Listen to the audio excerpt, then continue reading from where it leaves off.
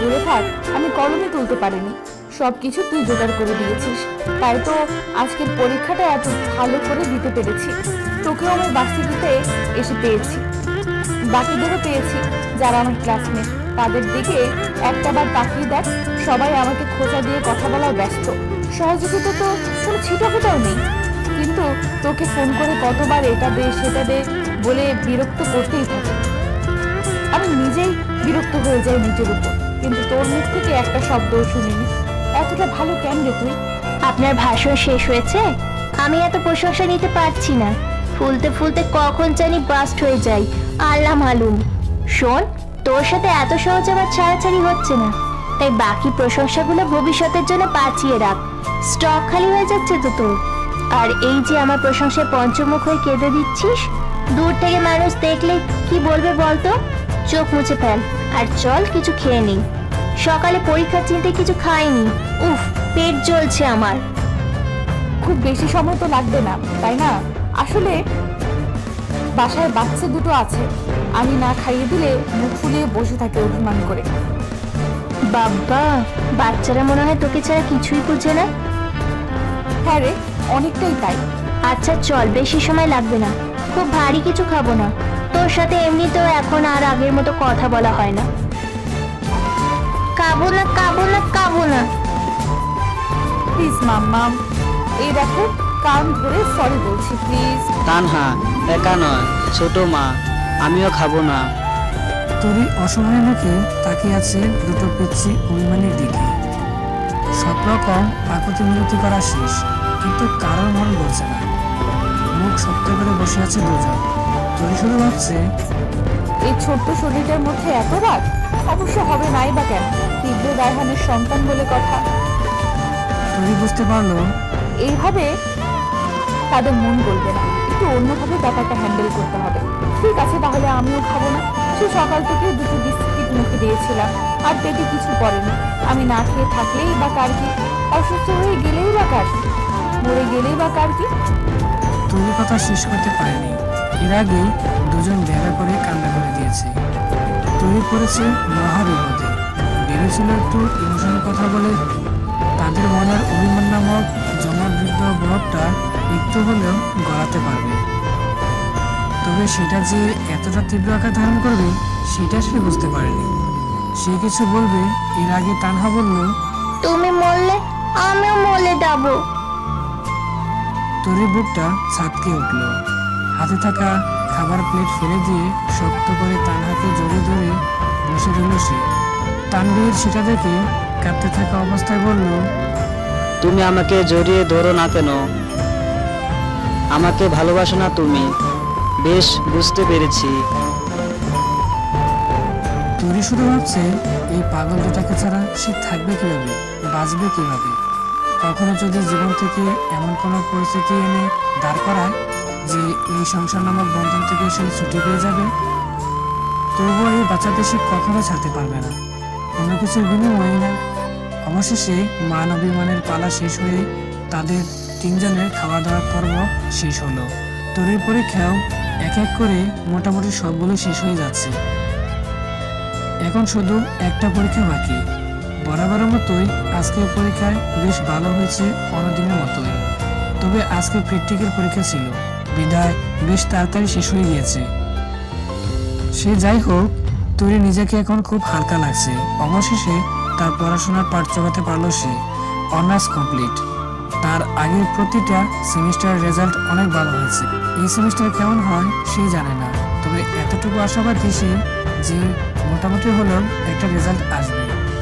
নিত্যর সাথে প্রতিবারের মতোই আলোচনা করতে গেটে গিয়ে বের হয়ে বাইরে চলে এলো সে। এর মধ্যেই একটা অপরিচিত কণ্ঠ পিছন থেকে এলো তার কানে। আবার তো দেখা হয়েছে আমাদের। আজকে পাঁচ কাটিয়ে চলে যাবেন?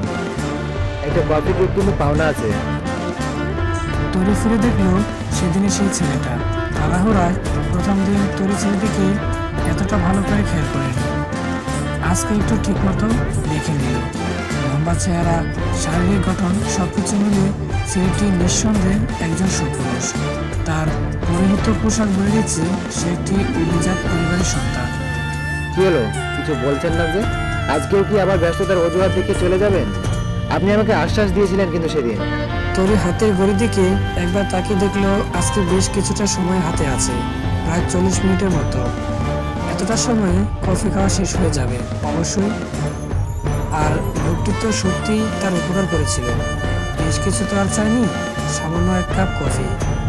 সবটা কয়েক মুহূর্ত ভেবে তরি যাওয়ার জন্য রাজি হয়ে গেল। তবে সে নিশ্চয়ই একা যাবে না, মৃত্যু তার সাথেই থাকবে এই শর্তে। ক্যাফটেরিয়ায় বসে আছে তারা তিনজন। কফি অর্ডার করে দিয়েছে, কিছুক্ষণের মধ্যেই চলে আসবে হয়তো। সে চুপচাপ বসে আছে, কি বলবে বুঝতে পারছে না। নিতেও বসে আছে, ফোনে কি যেন স্ক্রল করছে। এর মধ্যেই ছেলেটি বলল, আপনি কি খুবই বিরক্ত হচ্ছেন আমার কথায়? কোন কথায়? এই যে কফি খেতে বললাম তাই। আরে না না, এখানে বিরক্ত হওয়ার কিছু নেই। তবে আপনি যেটা বলেছিলেন তখন সেটা যে অজুহাত দেখিয়ে চলে যায়, ব্যাপারটা সেরকম নয়। আমার আসলেই কাজ থাকে। ওকে, সরি ফর দ্যাট। না না, সরি বলতে হবে না।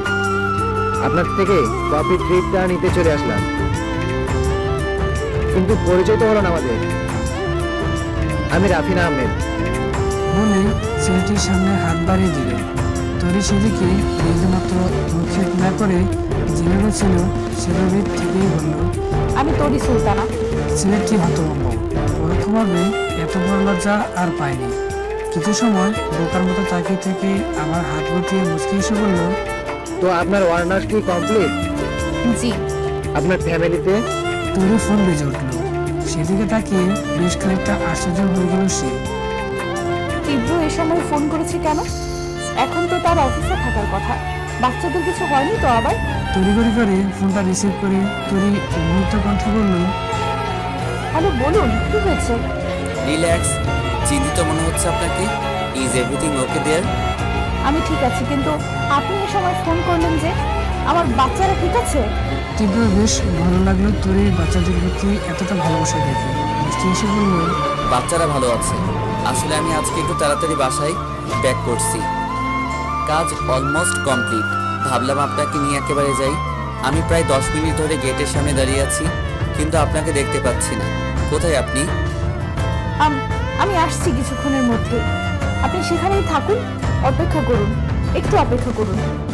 ফোনটা কেটে ঋতুকে রিকোয়েস্ট করে বলল একটু রাফিন নামের ছেলেটার সাথে থাকতে। এভাবে একা তাকে ফেলে কিভাবে যাবে? আর রাফিনকে আবারও সরি বলবে তরি। চেয়ার থেকে উঠে বের হতে যাবে, এর মধ্যে দুর্ঘটনাবশত চেয়ারের সাথে হোঁচট খেয়ে পড়ে যেতে নিচ্ছিল। তখনই রাফিন তাকে হাত দুটো দিয়ে বাহুতে আটকে ধরে নিচে পড়ে যাওয়া থেকে বাঁচায়। তরি এই ঘটনায় বেশ অপ্রশস্ত হয়ে পড়ে। ধন্যবাদ বলে তাড়াতাড়ি সেখান থেকে বেরিয়ে যায়। তবে এই ঘটনা বেশ খুশি হয়েছে বলে মনে হচ্ছিল রাফিনকে। এতদিন ধরে পরপর পরীক্ষা দখলে আর সংসার সন্তান নিয়ে অনেকটাই ক্লান্ত হয়ে গেছে তরি। এখন বেশ কম পাচ্ছে তার, কিন্তু ঘুমানো তো যাবে না। ওদের সাথে গাড়িতে করে এখন বাসায় ফিরছে সে। গাড়ির গ্লাস হালকা খোলা আছে, বাহির থেকে বাতাস আসছে। তরি সিটে মাথা হিলিয়ে রেখে চোখ বন্ধ হয়ে আছে। কিছুক্ষণ পর চোখ খুলে আনমনে বাইরে তাকিয়ে রইল।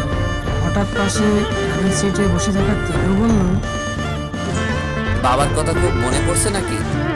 জি, বুঝলাম না।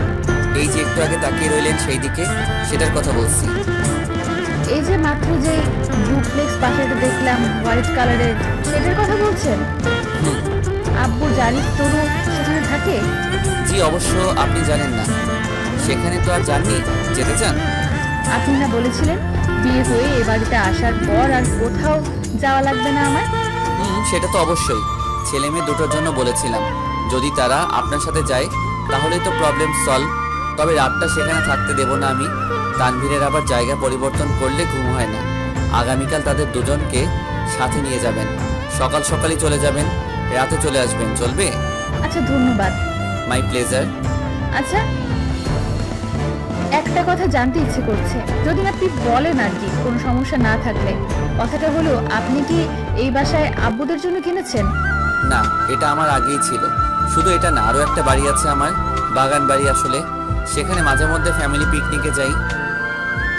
ও আচ্ছা, কালকে কি আমাদের তিনজনকে পাঠিয়ে দিবেন? আপনি একটু দেখা করবেন না আব্বুর সাথে? আব্বু খুব খুশি হবে আপনাকে দেখলে।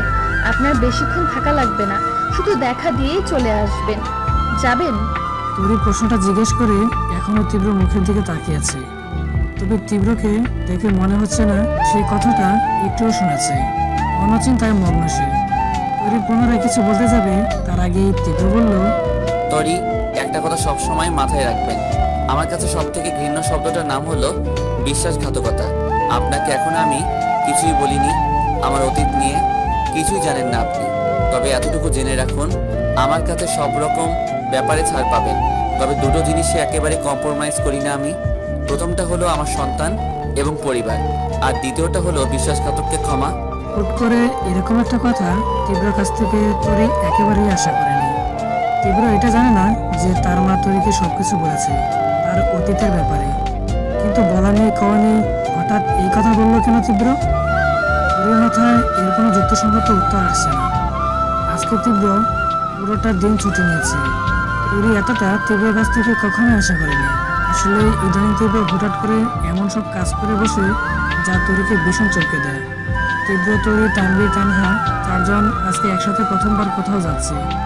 তরি বাবা যখন তাদের ডেকেছিল তখন খুশিতে কান্না করে দিয়েছিল। তীব্র তরি বাবাকে সালাম করে বিভিন্ন বিষয়ে কথাবার্তা বলতে লাগলো। আর জারিফ, তনু দুজন তরিকে দেখে এক প্রকার লাফালাফি শুরু করে দিয়েছে খুশিতে। এত বড় সারপ্রাইজ তারা ভাবে সেটা ভাবতেই পারেনি। হুট করে তনু তিরিং বিরিং করে লাফিয়ে গেল তীব্রের কাছে। অতিরিক্ত উত্তেজিত কণ্ঠে বলল, দুলা ভাই, আপনারা আসবেন এটা আগে বলেননি কেন? আমি তো একটু সাজারও সময় পেলাম না। তোকে আজ পাত্রপক্ষ দেখতে আসবে নাকি রে? নাকি আমাদের মধ্যে থেকে কাউকে তোর পাত্রপক্ষের লোক মনে হচ্ছে বলতো? তীব্র ভ্রুকুচকে এই কথা বলল।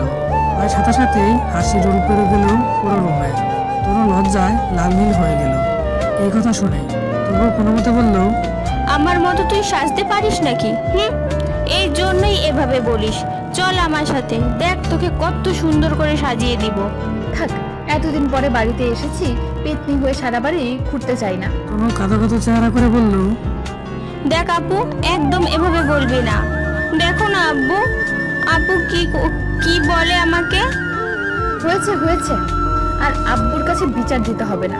তোর জন্য ব্যাগে কিছু রাখা আছে, গিয়ে দেখে আয়। তনুর এই কথা শুনে মুহূর্তে চোখ মুখ উজ্জ্বল করে তাকিয়ে রইল কিছুক্ষণ। এক দৌড়ে চলে গেল। আব্বু আমি কি কি বাজার করা লাগবে সব বলে দিয়েছি চাচাকে। কিছুক্ষণের মধ্যেই চলে আসবে হয়তো। রান্নাঘরে যাই, একটু তোমরা কথা বলো। তনু রুম থেকে চলে গিয়ে জারিফ আর তনুকে বলে দিয়েছে যাতে তানভীর আর তানহার সাথে খেলে। রান্নাঘরে গিয়ে কোথায় কি রাখা আছে সেটা জিজ্ঞেস করে নিচ্ছে তরির বর কাছ থেকে। এর মধ্যেই তার ফোন বেজে উঠল। স্ক্রিনে যে নাম্বারটা বেশি উঠছে সেটা তরির অজানা। প্রথমবার ফোন রিসিভ করলো না, দ্বিতীয়বারও করলো না। তৃতীয়বারের সময় তরি ভাবলো হয়তো দরকারি কল হতে পারে। ফোন রিসিভ করে সে সালাম দিয়ে জিজ্ঞেস করলো কে বলছে। অপর পাশ থেকে বলে উঠলো, কেমন আছেন তরি? দুঃখিত, আমি চিনতে পারিনি আপনাকে। কে আপনি? রাফিন বলছিলাম। গতকালকে যে আমাদের দেখা হয়েছিল, কথা হয়েছিল, কফি ট্রিট দিতে গিয়েছিলেন, কিন্তু মাঝপথে একা ফেলে চলে আসলেন। তরু ফোনটা কান থেকে নামিয়ে আবার দেখে নিল নাম্বারটা। চুপ করে আছে দেখে রাফি আবার বলতে লাগলো, তরি, আপনি কথা বলছেন না কেন? আপনি আমার নাম্বার কোথায় পেলেন? একটা কিছু যদি আমরা মন থেকে চাই সেটা জোগাড় করতে আর কতক্ষণ? দেখুন, আপনাকে আমি ব্যক্তিগতভাবে চিনিও না, জানিও না। আপনি সেদিন আমার উপকার করেছিলেন, আমি মন থেকে ধন্যবাদও দিয়েছিলাম। কফি খেতে চেয়েছিলেন, সেখানেও গিয়েছিলাম। আশা করি আমাদের সব কথা এখানেই শেষ, তাই না? এ মা, আপনি রাগ করেছেন বুঝি আমার সাথে? দেখেন, আপনি আমার তরি, হঠাৎ গলার আওয়াজ পেয়ে তরির পিছন ফিরে তাকিয়ে দেখলো তীব্র বাম হাতে পকেটে রেখে তাকিয়ে আছে তার দিকে। তরি তীব্র দিকে একবার তাকিয়ে আরেকবার ফোনের দিকে তাকিয়ে তাড়াতাড়ি ফোন কেটে দিল। কিছু বলবেন? আপনার বাবা ডাকছে আপনাকে, কথা বলতে চাই আপনার সাথে। জি, যাচ্ছি। তরি দ্রুত সেখান থেকে চলে গেলেও তীব্র তরির যাওয়ার দিকে তাকিয়ে থেকে যেখানে ছিল সেখানেই দাঁড়িয়ে রইল। গতকালকে তরি দিনটা খুব ভালো কেটেছে। এতদিন পর ভাবির বাড়িতে বেশ খানিক সময় কাটিয়ে এসেছিল। রাতের বেলা খাবার খেয়ে তারা চলে এসেছিল। আজকে সকাল থেকে আবার তৈরির প্রত্যাহিক কাজকর্ম শুরু, শুধু পড়াশোনার চাপই নেই।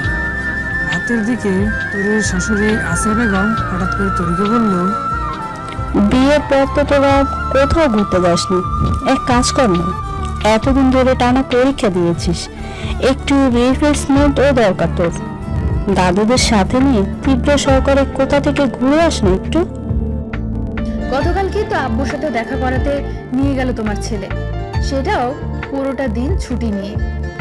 তোমার মনে হয় যে আবার ছুটি নেবে কাজ থেকে? সেদিন যেভাবে সারাক্ষণ কাজের মধ্যে ঢুকে থাকে তোমার ছেলে, গতকালকে যে সারাটা দিন আমাদের সময় দিয়েছে, সেটাই আমার হাজার কপালের ভাগ্য। তুমি বলো, আমি আর পারবো না। দেখা যাবে এমন এক ধমক দিবে যে দৌড়ে চলে আসা লাগবে। আমি বাবা পারবো না। তৈরি কথা শুনে ফিক করে হেসে দিল আসিয়া বেগম। আস্তে আস্তেই বলল, আমার ছেলেকে খুব ভয় পাস বলে মনে হচ্ছে। আস্তে কথা বলো, শুনতে পেলে আবার ডিমান্ড বেড়ে যাবে। এবার আসিয়া বেগম হাসতে হাসতে একেবারে বসে পড়লেন। আচ্ছা, আমি বলবো না হয় যাওয়ার কথা, তোর বলতে হবে না। তৈরি খুশি হয়ে আটকানা হয়ে আসিয়া বেগমকে জড়িয়ে ধরল। সবগুলো দাঁত বের করে হেসে উঠে বলল, থ্যাংক ইউ আম্মা। রাতের বেলা খাওয়ার পরে তৈরি তার রুমে চলে এসেছে। বাচ্চাদের ঘুমানোর জন্য বিছানায় জেরে তৈরি করেছে। আসার সময় তার শাশুড়ি বলে দিয়েছে তাদের সাথে নাকি কিসব যুক্তি পরামর্শ করার আছে। তৈরি যখন জিজ্ঞেস করেছে কি ব্যাপারে, তখন তিনি বলেছেন এত কথা না বলতে, পরে নাকি তৈরিকে সব বুঝিয়ে বলবেন। তৈরির আর কি, সে তো আসিয়া বেগমকে দায়িত্ব দিয়েই পগার পার। তো বাচ্চাদের তাদের দাদুর রুমে পাঠিয়ে সে এখন আনমনে কাজ করে যাচ্ছে। তবে কাজের মধ্যে ব্যাঘাত ঘটালো তার মোবাইলে রিং হওয়ার কারণে। স্ক্রিনে তাকিয়ে দেখলো আবার আরেকটা আননোন নাম্বার থেকে ফোন।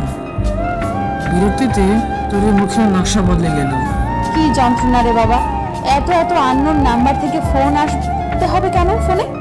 আর মানুষদের এটা কি, আর কি কারোর নাম্বার কল লিস্টে থাকে না, আমাকেই ফোন করতে হবে? তৈরি মাঝে মধ্যেই ইচ্ছে হয় তার বাপের বাড়ি, শ্বশুর বাড়ি আর মৃত্যুর ফোন নাম্বার ছাড়া আর বাকি যাদের নাম্বার আছে সব ব্লক করে দিতে। তবে যদি শান্তি, যথারীতি তৈরি আনন্দ নাম্বার থেকে ফোন আসলে রিসিভ করে না, তাই এবারও করলো না। তবে তাই বলে ফোনটাও থেমে নেই, ব্যাগের মতো বেজে চলছে। তো এই নম্বরটার উপর একটু ভালো করে চোখ বুঝিয়ে দেখলো, না তো, গতকালকে দুপুরে যে নাম্বার থেকে ফোন এসেছিল এটা তো সেই নাম্বার না। আর মানে রাফির নামও সেই ছেলেটা হওয়ার কথা না। এত রাতে তাকে ফোন দেবে কে? 7-5 ভেবে সে ফোনটা পুনরায় আবার রিং হওয়ার থেকে মুক্তি দিল। ফোনটা রিসিভ করে কানে লাগিয়ে রাখলো, কিন্তু কিছু বললো না নিজে থেকে। গতকালকে দুপুরে রাফিনের সাথে কথা বলার সময় সে কিছুটা হলেও তার কণ্ঠস্বর চিনতে পেরেছে। ভেবেছে আবার যদি অন্য কোনো নাম্বারে ফোন দেয় তাই আগে তার কণ্ঠ শুনবে। যদি একই হয় তবে এবার আর কোনো ভদ্রতার ধার ধারবে না সে, সোজা ফোন কেটে ব্লক লিস্টে ফেলে দেবে। অনেকক্ষণ অতিবাহিত হয়ে গেলেও না সে কিছু বলছে আর না অপপ্রান্ত থেকে কেউ কিছু বলছে। তবে তৈরি নাসুর বান্দা, সে আগে থেকে কথাই বলবে না। দেখা যাক সেই ব্যক্তি কতক্ষণ ধৈর্য ধরে চুপ করে থাকতে পারে। অবশেষে হলো তাই। অপপ্রান্ত থাকা ব্যক্তি ধৈর্যের বাঁধ ভেঙে গেল এবং সে পাশে থেকেই বলল, খুব তো ভালো সাজদি আমার কাছে, এবারে তো সতী নারী। তা তোর ভালো কোথায় গেল রে? বড় লোক দেখে গলায় জুড়ে পড়লি, লজ্জাও করলো না 2 বাচ্চার বাপকে বিয়ে করতে? কণ্ঠস্বর এবং কথা বলার ধরন দুটো দেখেই তৈরি বুঝতে পেরেছে এই মানুষটা আর যে হোক রাফিন না। কারণ রাফিন গায়ে পড়া স্বভাব হলেও যথেষ্ট ভদ্রতা বজায় রেখে কথা বলে, কিন্তু এবারের মানুষটা নিতান্ত একটা অসভ্য।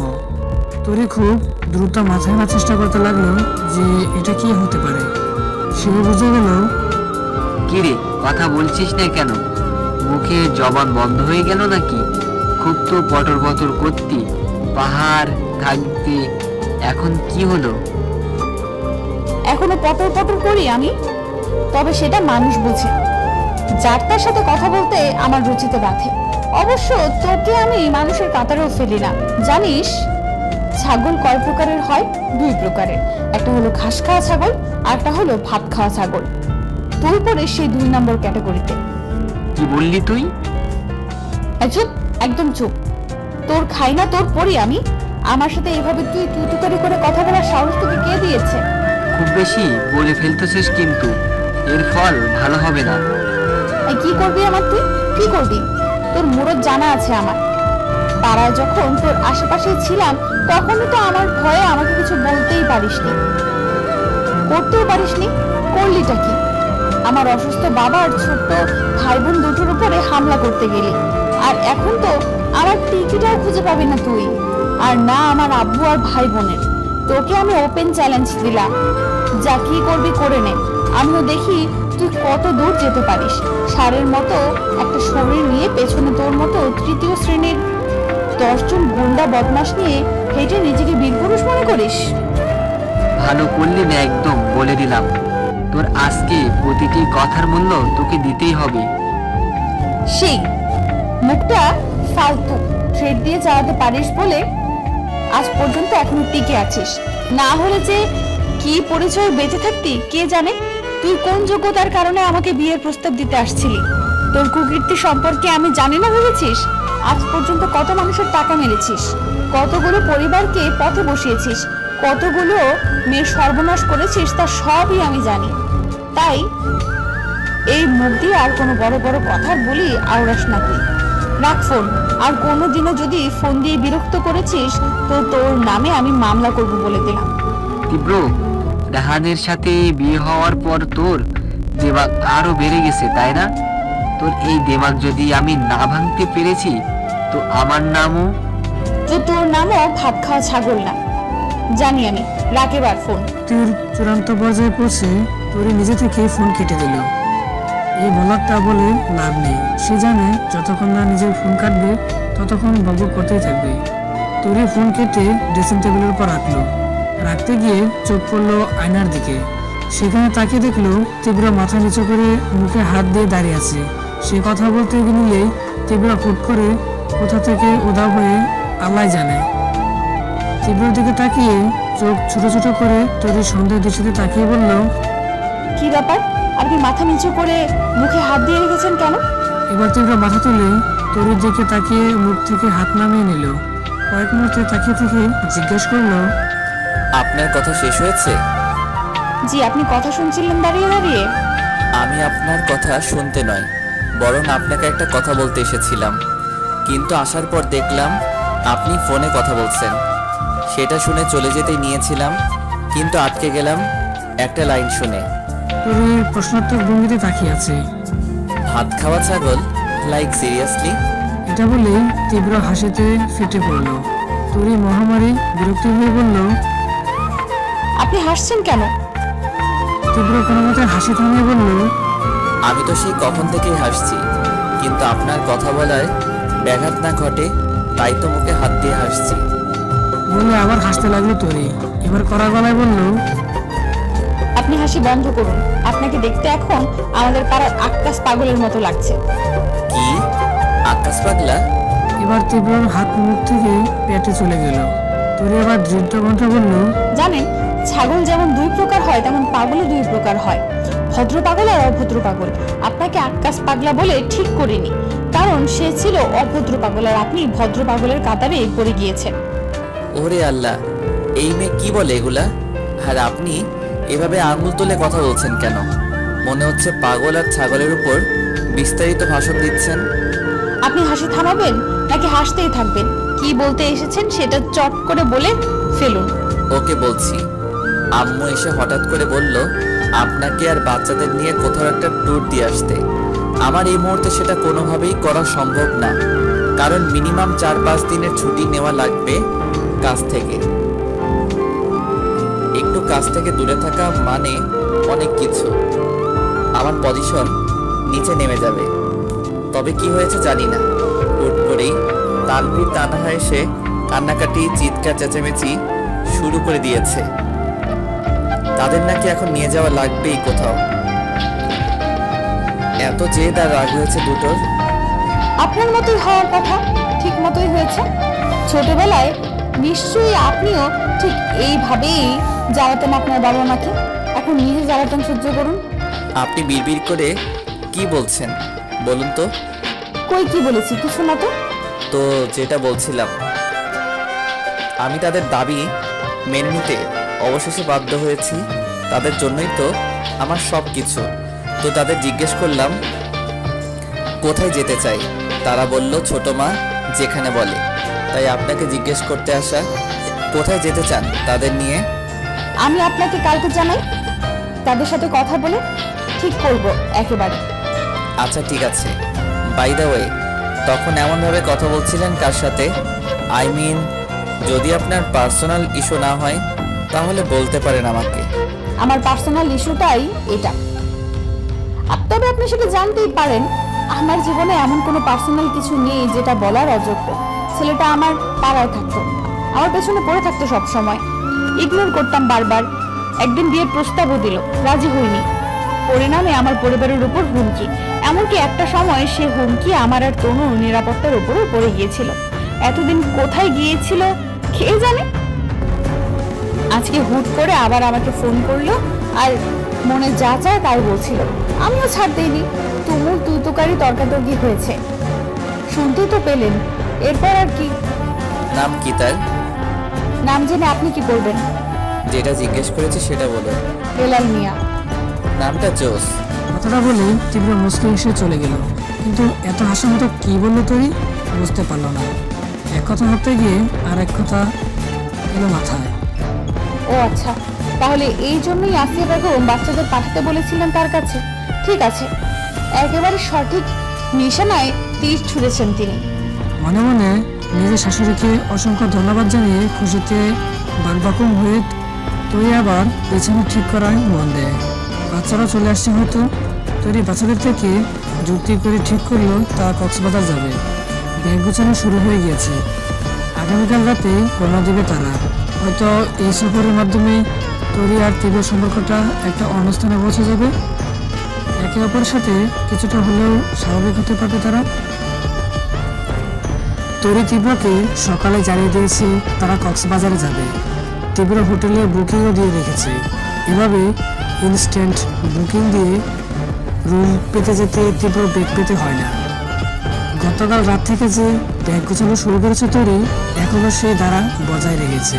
ব্যাপারটা হলো একটু পর পর বাচ্চা দুটো তার কাছে এটা ওটা নিয়ে আসে আর বলে সব ব্যাগে নিতে। তৈরির শাশুড়িও বেশ সায় আছে এতে। মনে হচ্ছে তারা কক্সবাজার আজীবনের জন্য যাচ্ছে। তৈরিকে বলা হয় আর তৈরি শুধু ব্যাগ বাড়ি করতেই ব্যস্ত। তবে সে এটা ভেবে পাচ্ছে না এত বড় ব্যাগ দেখে তীব্ররা জানি আবার কি বলে। যেহেতু আজকে রাতে তারা রওনা দেবে, তাই ডিনার করে একেবারে যাবে আর রাস্তায় খাওয়ার জন্য কিছু খাবার তৈরি করে নিয়ে যাবে। তীব্র এবং দুটো বাচ্চাই হোমমেড খাবার খেতে পছন্দ করে, তাই ডিনার শেষ করে তৈরি খাবার প্যাক করে নিল।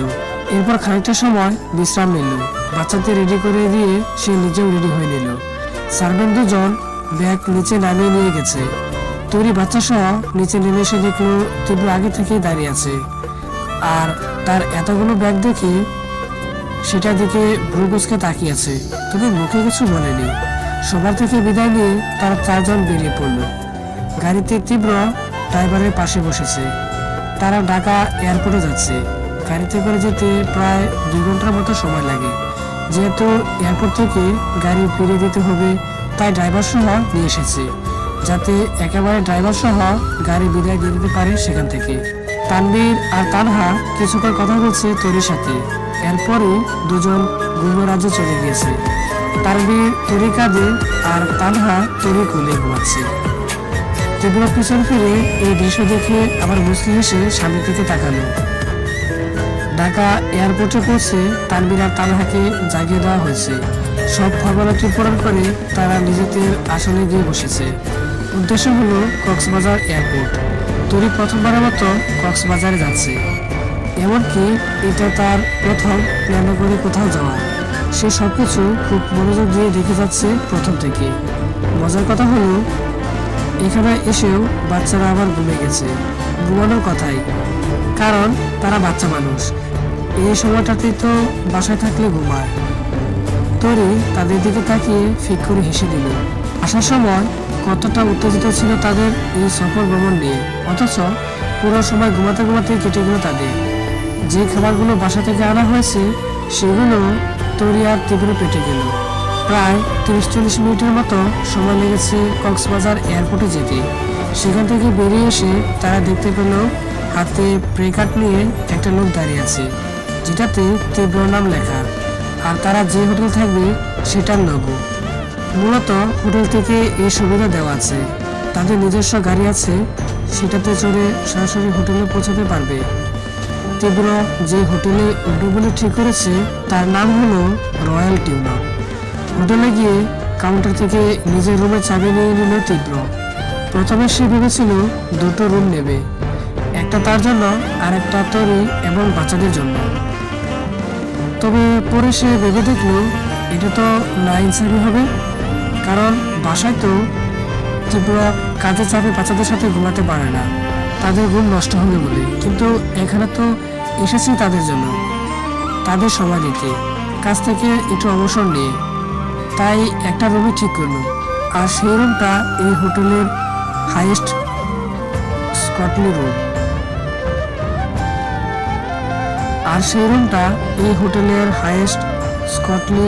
কস্টলি রুম, যাতে সব রকম সুবিধা আছে মোটামুটি। তবে বাচ্চারা এখনো ঘুমে, তাদের একবার জাগানো গেলেও পরেরবার আর জাগানো যায়নি। তানভীর এখন তীব্র কোলে আর তানহা তরির কোলে। সেই অবস্থাতেই রুমে গিয়েছে তারা। বিছানায় বাচ্চাদের শুয়ে দেওয়া হলে তীব্র তরিকে বলল, তারা মনে হয় না এখন ডাকলেও আর উঠবে না, ঘুমাচ্ছে ঘুমাক, এমনিতেও একটু পর ভোর হয়ে আসবে। সুযোগে দেখতে তাদেরকে ডেকে দিব। যেহেতু বাথরুম দুটো আছে তাই আপনি ডান দিকেরটাতে যান আর আমি বাম দিকেরটাই যাচ্ছি। ফ্রেশ হয়ে এসে একটু রেস্ট নিন, এরপর বেরিয়ে পড়বো, ঠিক আছে? আচ্ছা। বাচ্চারা সহ তীব্র আর তরি এসে দাঁড়ালো সমুদ্রের পাড়ে। হালকা আলো ছড়িয়ে পড়তে শুরু করেছে চারদিকে, তাদের মুখেও সেই আলোর কিরণ আসছে। সমুদ্রের উত্তাল ঢেউয়ের গর্জনের সাথে এই সূর্যোদয় উপভোগ করার অনুভূতি তরির কাছে একেবারে অন্যরকম লাগছে। বাচ্চাদের সাথে হেসে খেলে সে সময়টা উপভোগ করে যাচ্ছে। হঠাৎ তার চোখ পড়ল তীব্রর দিকে। তাকে দেখে তরির মুখে হাসি মিলে গেল। তীব্র সামনের দিকে তাকিয়ে আছে, তবে সে কি আদৌ সূর্যোদয় দেখছে কিনা তা বুঝতে পারছে না তরি। সেই দৃষ্টি শূন্যতায় ভরপুর। তরি আরো একটু ভালো করে লক্ষ্য করে দেখলো তীব্র চোখ চিকচিক করছে। খুশিতে তো নয় সেটা অবশ্যই। তরি আপন মনে নিজেকে নিজে প্রশ্ন করলো, তবে কি তীব্র কাঁদছে? হঠাৎ করে তার হাত তীব্রকে উৎসুক ধাক্কা দিল। আব্বু, তুমি আত্ম না কেন? আমরা তো সবাই আত্মি। তানহা ধাক্কা পেয়ে তীব্র যেন চমকে উঠল। হয়তো অতীতের কোনো স্মৃতি মনে করছিল সে। কাশ্মীর যেন বাস্তবে ফিরে এসেছে। তানহার দিকে একবার তাকিয়ে সাথে সাথে অন্যদিকে ফিরে মুহূর্তেই আবার তানহার দিকে ফিরে গেল। তবে এবার তো দেখলো তীব্র চোখ স্বাভাবিক, কোনো পানি নেই। তানহার দিকে তাকে মুখে হাসি ফুটিয়ে তাকে কোলে নিল তীব্র। কিন্তু তরির কেন জানি সেই হাসিটা সত্যিকারের হাসি মনে হচ্ছে না। তানহাকে খুশি করার জন্য সেই হাসি, এমনটাই মনে হচ্ছে তরির। এবার নিজের বাম দিকে তাকিয়ে তরি দেখতে পেল তানভীরের মুখে বিষাদের ছায়া। কিন্তু ছেলেটা তো একটু আগেও হাসছিল। তীব্র এখন তানহার সাথে কথা বলায় ব্যস্ত। এই সময়টাতে তরি তানভীরের সাথে কথা বলা শুরু করলো। কি হয়েছে বাবু, তোমার মনটা খারাপ লাগছে কেন দেখতে? আব্বু কাঁদছিল ছোট মা, আম্মুর কথা মনে পড়ছিল আব্বুর। তানভীরের কথা বেশ অবাক হলো তরি। এতটুকু একটা বাচ্চা কিভাবে বুঝে এসব? তুমি জানো কিভাবে বাবু? তোমাকে কে বলেছে? আমার হালকা কিছু কথা মনে আছে ছোট মা। আব্বু আমাকে নিয়ে এসেছিল এখানে আরেকবার, তখন তো আর জায়গাটার নাম জানতাম না। দাদি বলেছিল পরে যে কক্সবাজার, এভাবে এখনকার মতো। তখনও দাঁড়িয়েছিলাম আব্বুর কোলে আমি আর আম্মুর সাথে। আম্মু এভাবে আমাদের ফেলে কোথায় চলে গেল ছোট মা? কেন চলে গেল? বলতে বলতেই কেঁদে দিল ছেলেটা। তাকে দেখে তরির চোখেও পানি চলে এলো। তানভীরকে নিজের সাথে চেপে ধরে সেও কেঁদে যাচ্ছে। আর মনে মনে শুধু এটাই ভাবছে, মিলিকে যদি একটাবার সে দেখতে পেত। মেয়েটা শুধু তৃপ্তি আপুকে মেরেছে এমনটা নয়, তার আশেপাশের সবাইকে মৃত্যু সাপ অনুভব করিয়ে দিয়ে গিয়েছে। স্বার্থের জন্য একটা মানুষ এতটা নিচে নামতে পারে? এত কিছু করেও কি লাভ হলো? তীব্রকে তো সে পায়নি। মাঝখানে তৃপ্তি আপুকে মেরে ছেলে মেয়ে দুটোকে মাতৃহারা করে দিল। সূর্যোদয় দেখে সেখান থেকে ফিরে রুমে নিয়েছে তারা। সেই ঘুম ভাঙলো প্রায় 12:30টায়। ব্রাশ করে গোসল সেরে একেবারে নিচে নেমে এলো তারা। দুপুরে খাবার খেয়ে তানহা তানভীর বায়না ধরল তারা আউটডোর গেমস খেলতে যাবে। তীব্র তরিকে বলল তাদের নিয়ে যেতে। সে একটা কল সেরে এরপর তাদের সাথে জয়েন করবে। যদিও কাজ থেকে সে আপাতত দূরে আছে, কিন্তু অফিসে কতটুকু কি কাজ হচ্ছে না হচ্ছে তার অনুপস্থিতিতে সেই খবর তো রাখতে হবে। তরি বাচ্চাদের নিয়ে সেখানে যাওয়ার সময় হঠাৎ কারোর সাথে দেখা খেলো। তৎক্ষণাৎ সরি বলে সে তাকিয়ে দেখলো একটা মেয়ে, বেশ স্মার্ট দেখতে। তার থেকে বয়সে বড়ই হবে, শার্ট ও জিন্স পরিহিতা। ধাক্কা লাগার সাথে সাথে তার হাতে থাকা হ্যান্ডব্যাগ পড়ে গিয়েছে নিচে, আর সেই সাথে বেশ কিছু জিনিস যা ব্যাগে ছিল। তরি ঘন ঘন সরি বলে সেই জিনিসগুলো ব্যাগে তুলে দিতে লাগলো। সেখানে এইরকম দেখতে 2-3টা কার্ডও ছিল। সেখানে লেখা ছিল ডাক্তার মিলা আফরোজ, গাইনি স্পেশালিস্ট। তরুর চোখ সেদিকে আটকে গিয়েছে। হঠাৎ সেই মেয়ের গলা শুনতে পেল। হয়েছে। তুই তাড়াতাড়ি একটা কাঠ কৌশলে সরে নিল আর মুখে হাসি ফুটিয়ে বলল, জি, আবারও সরি, আমি দেখতে পাইনি আসলে। ইটস ওকে, বুঝতে পেরেছি। বলেই মেয়েটি চলে গেল। আর তরি সেদিকে তাকিয়ে ভাবতে লাগলো, এইটা কি তাহলে সেই মিলা, তৃপ্তি আপুর খুনি? মিলা সেই কখন থেকে সুইমিং পুলের সামনে দাঁড়িয়ে আছে। সেখানে দুটো সুইমিং পুলের ব্যবস্থা আছে, তার মধ্যে একটা হলো শুধুমাত্র মহিলাদের জন্য। মিলা সেখানে দাঁড়িয়ে আছে। তবে কথা সেটা না, কথা হলো গতকাল সে যে মেয়েটির সাথে দেখা খেয়েছিল, সেই মেয়েটি তাকে রাতে ফোন করেছিল যে তার সাথে খুবই গুরুত্বপূর্ণ কথা বলতে চায়। তখন সে জিজ্ঞেস করেছিল কোথা থেকে ফোন নম্বর পেয়েছে। তখন বলছে সব নাকি এখানে এসে বলবে, আর তাকে এমন কিছু কথা বলবে যাতে সে নিজেই লাভবান হবে। মিলা তো মাথায় আসছে না যে কি এমন কথা। তাছাড়া এতক্ষণ ধরে অপেক্ষা করা যায় নাকি? আপন মনে মিলা সেই আগন্তুক মেয়েটির দিকে ইচ্ছে মতো গালমন্দ করে যেই না সামনে পা বাড়াতে নিবে নিজের রুমে যাওয়ার জন্য, তখনই শুনতে পেল পিছন থেকে একটা মেয়েলি কণ্ঠস্বর। তাকিয়ে দেখতে পেল গতকালের মেয়েটি। তাকে দেখা মাত্রই বিন্দুমাত্র সময় নষ্ট না করে ঝটপট মিলা বলল, এতক্ষণ আমাকে অপেক্ষা করানোর মানে কি? আপনাকে আমি চিনি না, জানি না, শুধুমাত্র আমায় নাকি আপনার কিসব কথা শুনে লাভ হবে সেই কথা বলে এখানে এনে এতক্ষণ দাঁড় করিয়ে রেখেছেন। আমার সাথে কি তামাশা করেন আপনি? মিলা কথাটা শেষ করতে না করতে দেখলো তার সামনে থাকা মেয়েটি ফুপিয়ে কেঁদে উঠল। মিলা বুঝতে পারছে না মেয়েটি কি ছোট খুকি নাকি। এইটুকু কথা শুনে এত বড় মেয়ে কাঁদে কিভাবে। তাকে কিছু বলার সুযোগ না দিয়ে মেয়েটি আরো উচ্চ স্বরে কেঁদে উঠল। আপু, আমাকে বাঁচান আপু, আমি খুবই বিপদে আছি, আমাকে সাহায্য করুন আপু। বিনিময়ে আমিও আপনার চাওয়া পূরণ করব, কথা দিচ্ছি। এই মেয়ে, পাগলের প্রলাপ করছো নাকি? তোমার কথার তো কোনো আগামাথা খুঁজে পাচ্ছি না আমি। কি বলতে চাও স্পষ্ট করে বলো। আমার নাম তরি সুলতানা আপু, তীব্র রায়হানের তৃতীয় স্ত্রী আমি। কি বললে? তৃতীয় স্ত্রী? তৃতীয় স্ত্রী? এই মেয়ে, আমাকে বোকা বানাতে এসেছো? তৃপ্রর নাম ভাঙিয়ে? তোমাকে কে পাঠিয়েছে আমাকে বলো তো। আমাকে কেউ পাঠায়নি আপু, আমি নিজে থেকে এসেছি, সত্যি বলছি। আপনি আমার কথা বিশ্বাস করছেন না তো? এই যে দেখুন, আমার ফোনে দেখুন, আমার আর ওনার বিয়ের ছবি। বেশ কিছুক্ষণ অবিশ্বাসের চোখে তাকিয়ে রইল মিলা সেই ছবিগুলোর দিকে। এরপর কাটকাট জবাব দিল, এগুলো যে ফটো এডিট করে বসানো না, তার নিশ্চয়তা কি? তৃপ্র তোমাকে কেন বিয়ে করতে যাবে? ইনফ্যাক্ট তুমি কেন? তৃপ্র তো দ্বিতীয়বার বিয়ে করার কথা না, আর তুমি বলছো তার তৃতীয় স্ত্রী তুমি। কেন বিয়ে করার কথা না? তৃপ্তির জন্য বলছেন? তুমি তৃপ্তিকে কি করে চেনো? আমি চিনি না, কিন্তু সবই শুনেছি ওনার অতীতের ব্যাপারে। দেখলেন তো, বিশ্বাস করলেন না আমার কথা। এখন বুঝুন আমি কি সত্যি বলছি নাকি মিথ্যা। কিন্তু তৃপ্র তৃপ্তিকে ছাড়া তো অন্য কোনো মেয়েকে তার জীবনে কল্পনাও করতে পারে না। সেই জায়গায় তুমি বলছো সে আরো দুটো বিয়ে করে নিয়েছে। আরে দূর, আপনি বিশ্বাস করেন যে উনি ঠিক এরকম সবার সামনে দেবদাস হওয়ার ভান করে, বুঝলেন? ওসব তৃপ্তি কিছু না। আমি তো আপনাকে সেই কষ্টের কথাই বলতে এসেছি। কি কষ্ট?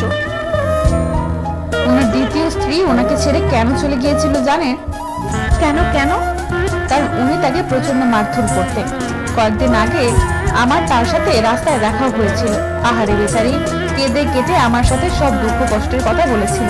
তীব্র রায়হান সবার সামনে দেখাতো সে তার দ্বিতীয় স্ত্রীকে পাত্তা দেয় না, কিন্তু আসলে সে সবার অগোচরে 16 আনা অধিকার আদায় করে নিত, বুঝলেন? আর অকথ্য ভাষায় গালিগালাজ, এমনকি রাতের বেলা তাকে মেরে আধমরা বানিয়ে রাখতো আর বলতো আমার জীবনে মিলাকে চাই, আবার মিলাকে চাই। না, তখন সেই বেচারি বুঝতো মিলাকে, আর না আমি বুঝতাম।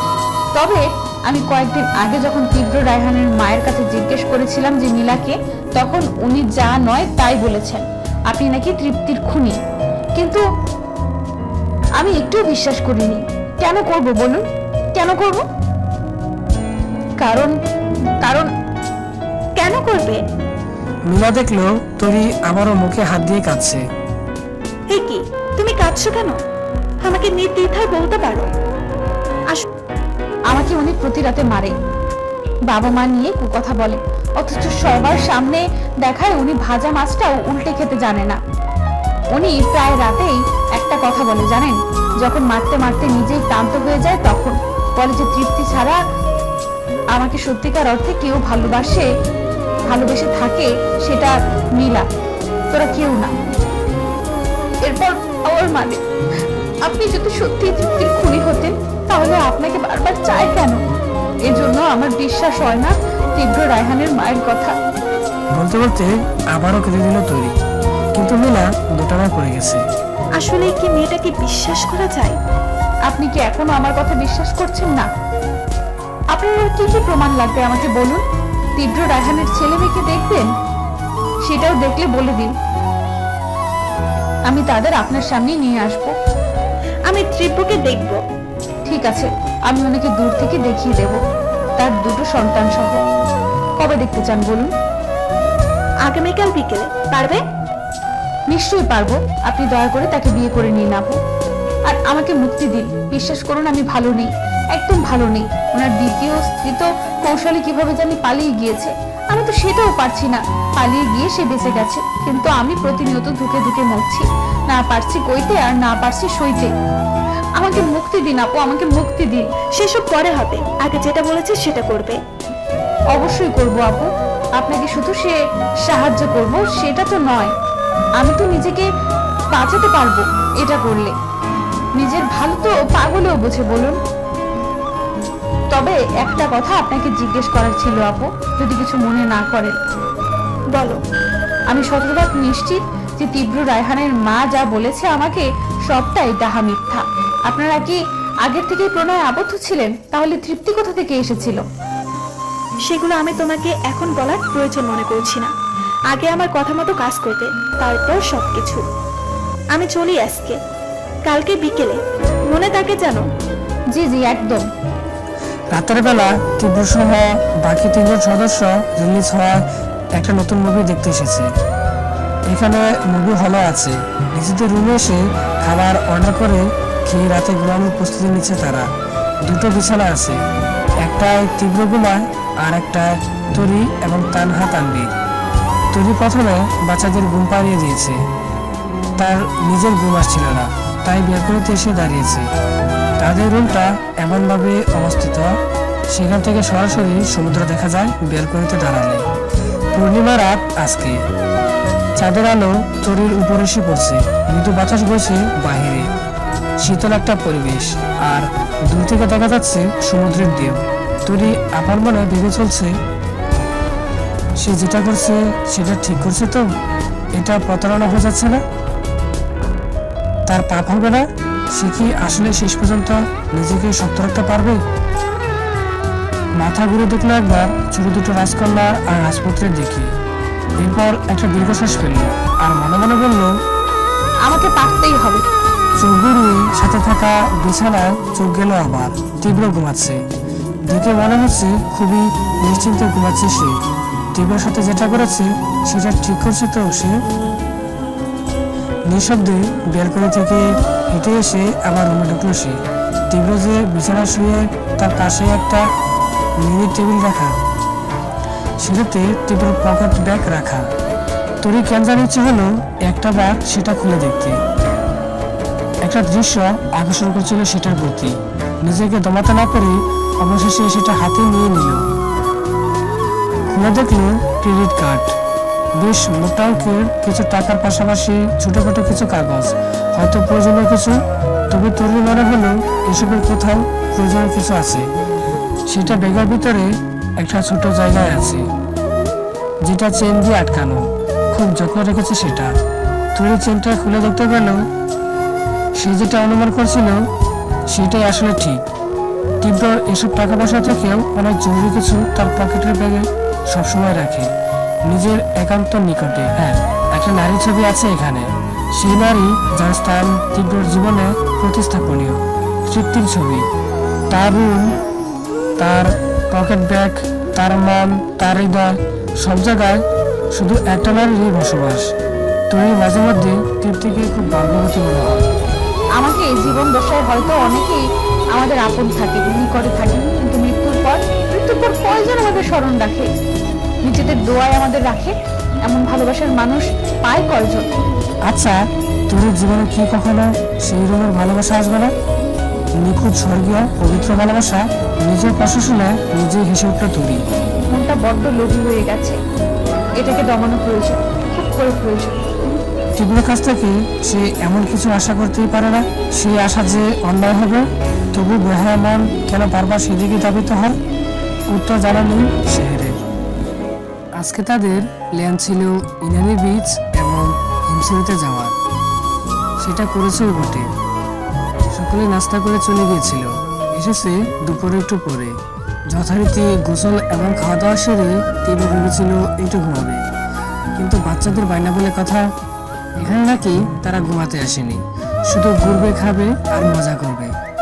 বাচ্চারা বলল তারা আগে ওয়াটার পার্কে যাবে, তারপর আইসক্রিম পার্লারে। তুই রুম থেকে বের হওয়ার সময় মিলাকে ফোন করে বলে দিয়েছে ওয়াটার পার্কে থাকতে, তীব্রকে সেখানে দেখতে পাবে। ওয়াটার পার্কে যাওয়ার পর থেকে বাচ্চারা তীব্র এবং তৈরির সাথে খুনছুটিতে ব্যস্ত হয়ে গেছে। তাদের সাথে সময় কাটলেও তরি চোখ দুটো এখন খুঁজে বেড়াচ্ছে মিলাকে। কিছুক্ষণ পর তার দেখা পেয়েও গেল। অদূরে দাঁড়িয়ে আছে মিলা, তার দৃষ্টি তীব্রের দিকে বৃদ্ধ হয়ে আছে। সেখান থেকে চোখ সরাচ্ছে না সে। এদিকে তরি একটু হাত উড়িয়ে দেখানোর চেষ্টা করলো মিলাকে যে সে বাচ্চাদেরও এখানে নিয়ে এসেছে, কিন্তু সে যে কার দিকে চেয়ে হাত নাড়াচ্ছে সেটা তার নিজেরই মাথায় আসছে না। প্রচন্ড রাগ হচ্ছে তার। বুঝতে পারলো এভাবে হাত নাড়িয়ে পাত্তা পাবে না সে, তাই এবার সরাসরি মিলার ফোন নম্বরে ডায়াল করলো। ফোন কানে লাগিয়ে স্পষ্টভাবে শুনতে পেল যে দিন হচ্ছে। তার মানে নীলার ফোনে নিশ্চয়ই কল দিয়েছে। মেয়ে রে বাবা, ঠিক এই জন্যই তীব্রতাকে পাত্তা দেয়নি। বেশ করেছে দেয়নি। উপায় না পেয়ে এবার তরি তীব্র সামনে এসে তাকে আড়াল করে দাঁড়ালো। তার সামনে এসে দাঁড়াতে দেখা মাত্রই তীব্র কপাল কুঁচকে গেল। কি ব্যাপার, আপনি এভাবে আমার সামনে দাঁড়িয়ে আছেন কেন? কেন? এটা আপনার কি সমস্যা? অবশ্যই সমস্যা। এত বড় জায়গা থাকতে আপনার আমার সামনে এইভাবে খাম্বার মতো দাঁড়িয়ে থাকতে হবে কেন? আপনার হাবভাব দেখে মনে হচ্ছে আপনি আমার বডিগার্ড। তো হতেই পারি আপনার বডিগার্ড, এতে সমস্যা কি? মানুষের কালো নজর থেকে আপনাকে বাঁচাচ্ছি আমি। আমি বেশি না, একটা ধাক্কা দিলে সামনে যে পানি দেখছেন সেখানে গিয়ে উঠে পড়ে যাবেন। আর আপনি এসেছেন আমার বডিগার্ড হতে। আর কার কালো নজর, কিসের কালো নজর? এসব কুসংস্কারে প্রথমত আমি বিশ্বাসই করি না, আর দ্বিতীয়ত আমার উপরই কেন কালো নজর দিতে যাবে? কি হলো, উত্তর নেই তো? এবার দূরে সরে দাঁড়ান, আমার অস্বস্তি হচ্ছে। তো কি হয়েছে? আমি না হয় আপনার থেকে একটু কম শক্তিশালী শারীরিক দিক থেকে, কিন্তু মানসিকভাবে আমি আপনার থেকে অনেক শক্তিশালী, বুঝলেন? আর আমার বয়সও তো কম নয়, তাই মোটেও আমাকে আন্ডার এস্টিমেট করবেন না বলে দিচ্ছি। ও আচ্ছা, খুব বয়স আপনার? অনার্স ফাইনাল ইয়ার পরীক্ষা দিয়েছেন তাই তো? 24 কিংবা 25? এর বেশি তো না, যদি না আপনি আদু আপা হন। এই কি বললেন আপনি? আবহাওয়া পামনে? আপনি জানেন আমি সব সময় হাইস্ট নাম্বার পেতাম, ভার্সিটিতেও ফার্স্ট আমি এই পর্যন্ত। আপনি আমার মেধা নিয়ে প্রশ্ন তুলছেন? মোটেই না। আপনি কোন পরীক্ষায় কি ফলাফল করেছেন তাতে আমার বিন্দুমাত্র ইন্টারেস্ট নেই। আমি শুধু কথার পরিপ্রেক্ষিতে বললাম। তো যদি আপনি দুর্দান্ত লেভেলের ছাত্রী হন তাহলে যেটা বললাম 25 বছরের বেশি তো আপনার হওয়ার কথাই না। আমার বয়স জানেন? 38 বছর চলছে। আপনার থেকে 13-14 বছরের বড়। সেই অনুযায়ী বলতে গেলে আপনি এখনো খুকি। আপনি আমাকে খুকি বললেন? এত বড় অপমান! অযৌক্তিক কথা তো বলিনি। আর আপনি তো প্রথম থেকে শুরু করলেন। বেশ তো ছিলেন ভালোই, হুট করে আমার সামনে এসে আমাকে আড়াল করে রাখছেন সবার থেকে। তাই তো বিরক্ত হয়ে এসব বলছি। তাই বলে আমাকে আদু আপা বলবেন, খুকি বলবেন? এই যে তানভীর আর তানহা দাঁড়িয়ে আছে, আপনিও দাঁড়িয়ে আছেন। আপনারা তিনজনই আমার কাছে খোকা আর খুকি। সবগুলোর নাক টিপলে দুধ বের হবে। তীব্র কথা বলতে বলতে এবার নিজেই হেসে দিল। আর তীব্র কথা শুনে তানহা তানবীরও খিক করে হাসছে তোর দিকে তাকিয়ে। তোরে দুটো গাল এবং নাক খুলে গিয়েছে রাগে। আচ্ছা আব্বুরা, আঙ্গুল ফুলে তো কলা গাছ হয়, মুখ ফুলে কি গাছ হয় বলো তো? তানহা তানবীর খুব গভীর চিন্তায় পড়ে গেল। কিছুক্ষণ পর একসাথে বলে উঠলো, বেল গাছ। ছোট মা, তোমাকে বেল গাছের মতো লাগছে, মানে তোমার মুখটা। হি হি হি। তোরের আগে গডগড করে হেঁটে চলে যাচ্ছে সামনের দিকে। হঠাৎ তার মনে হলো এসবের চক্করে সে তো যে কাজে এসেছিল সেটাই করতে ভুলে গেছে। তড়িৎ গতিতে মাথা ঘুরিয়ে সে দেখতে পেল নীলা সেখানে আর নেই। আর কিছু না ভেবে তরিও সেখান থেকে চলে গেল। রাতের বেলা খাওয়ার সময় তরি স্পষ্ট বলে দিয়েছে সে আজ কাউকে খাওয়াতে পারবে না। যারা তাকে বেলগাছ বলেছে তারা যেন নিজেদের খাবার নিজেরা খেয়ে নেয়।